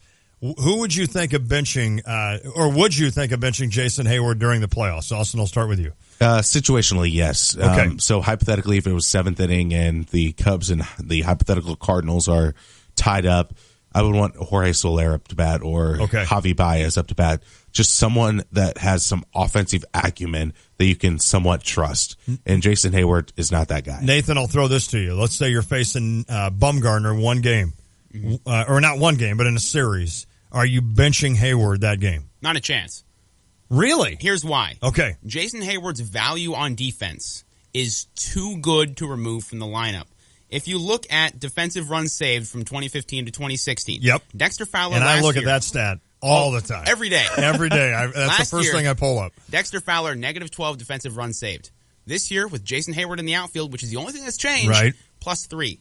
Wow. Yeah. Oh, no, there's no doubt. And as a Cardinals fan, and I get it. And I think Austin even, you're both right here. Because I mean, I'm not going to just be You're not pulling him out. You're just situationally. Inning one, I'm keeping Hayward in there. That's fair enough. So I think you're both fair on that. A little further here is that Jason Hayward, he doesn't need to hit. Yeah, the Cubs have such a good lineup that they can afford to have this defensive replacement element in their team that increases their outfielding. And we've already seen how bad Soler was. Last year, he was a -8 defensive runs saved. This year, with Jason Hayward, he's -2, but he's still a really poor outfielder. I can't have that poor of an outfielding team or a fielding team. Yeah, that's true. And plus, the Cubs' FIP, their fielding independent pitching for their pitchers, is super low, is a lot higher this year than it was last year because the fielding is so much better this year. He's just benefiting all around. Another stat I look at every day, the FIP. All right, will Kyle Schwarber be a factor down the stretch or in the playoffs? Nope. I don't think he will touch the field this year. Is he that close to getting back? I don't know. He shouldn't, though, because I just don't want to risk anything, and we don't need him. He's just hinting. He hinted in an interview last week that he was doing everything. What did he get? He got hurt with his knee, right? Yeah. Yes, ACL. So if you had Schwarber on the bench and could bring him off the bench to hit, I know your roster gets dwindled back down again after the you just September wonder what his role is and how he fits. Okay, on this that's team fair that's because that's tricky because you can't use him as a pinch runner. You probably can't use him defensively. So you really do honestly limit yourself. He's not going to catch with that knee, and there's not really a rehab system like that. Late I'd rather have another pitcher. Yeah, fair enough. Fair enough. But it's worth it. It's worth the question. Yeah. All right, which September call up will have the biggest impact? Austin, I'll start with you. I got the guy who Spencer dismissed dismissed the team and everything. Went back to New Jersey. Tommy La Stella. Okay, just having that left-handed bat off the bench is just a huge help. Okay, all right. How about you, Nathan? I agree with La Stella, but for the sake of conversation, I'm going to say Albert Almora. Okay, because he's a super good defensive outfielder and he's not a bad hitter. And I appreciate, Nathan, you actually wearing a Cubs hat today. Yeah. Because the other day they played the Padres, and you had a Padres hat. It was the Brewers, but... Or it was the Brewers, yeah. The Padres today. See, that's what I already know. I know the Cubs schedule up and down. All right, last question for both of you. This is from Brian on the Cheap Hour text line. Would you consider this season to be a disappointment if the Cubs did not make or didn't win the World Series? No, ask me after next year. Then we'll talk. So even if they don't make the World Series, would that be disappointing to you? Again, ask me. It's all about winning a World Series, right? Oh, who's your guys' MVP? Oh, and I didn't ask that. Yeah. Okay, who's your Cub MVP? It's pretty simple, isn't it, Bryant? For the league MVP or for the Cubs MVP? No, for the Cubs. Just strictly Cubs MVP, I have to go Bryant. Okay. So Bryant on both of you. That's interesting. I'm telling you right now, if you don't get to the World, if you don't win it, it's a disappointing season. Right? I think you have to make the World Series. Yeah, I would say make it. Because that could be part of the stepping stone. They were in the NLCS. Yeah, they that's have to probably make it true. past that now. Okay, yeah. fair enough. All right, first of all, thanks to Nathan, to Sutter, Austin Berkman. Appreciate you guys filling in, talking some Chicago Cubs. Also want to thank Mark Tupper, Decatur Herald and Review, and Tim O'Halloran, edgytim.com. Follow him on Twitter, at edgytim, even though he said not to. But he covers a lot of your football recruiting around the state of Illinois, especially up north. All right, we will see everybody tomorrow. Hope you enjoyed it, especially you Cavs fans. It's the Tay and J Show.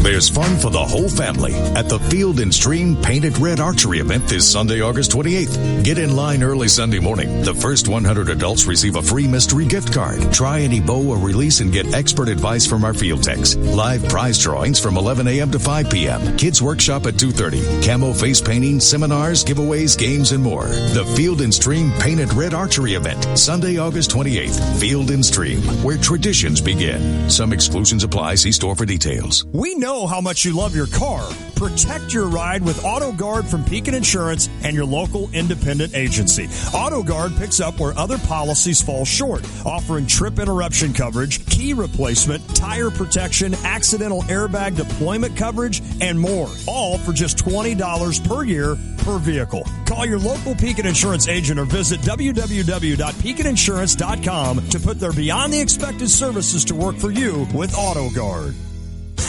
Bunny's Tavern, the best kept secret in downtown Urbana since 1936. Come enjoy $13.50 mix and match domestic buckets 7 days a week. Enjoy Bunny's 10 big screen TVs, whether you're inside or enjoying the summer weather. On Fridays, enjoy a dry battered or grilled cod sandwich all day and all night. With delicious daily lunch and dinner specials, Bunny's Tavern may not stay a secret for long. Come check out what people in Champaign-Urbana have been whispering about for over 75 years. Bunny's Tavern.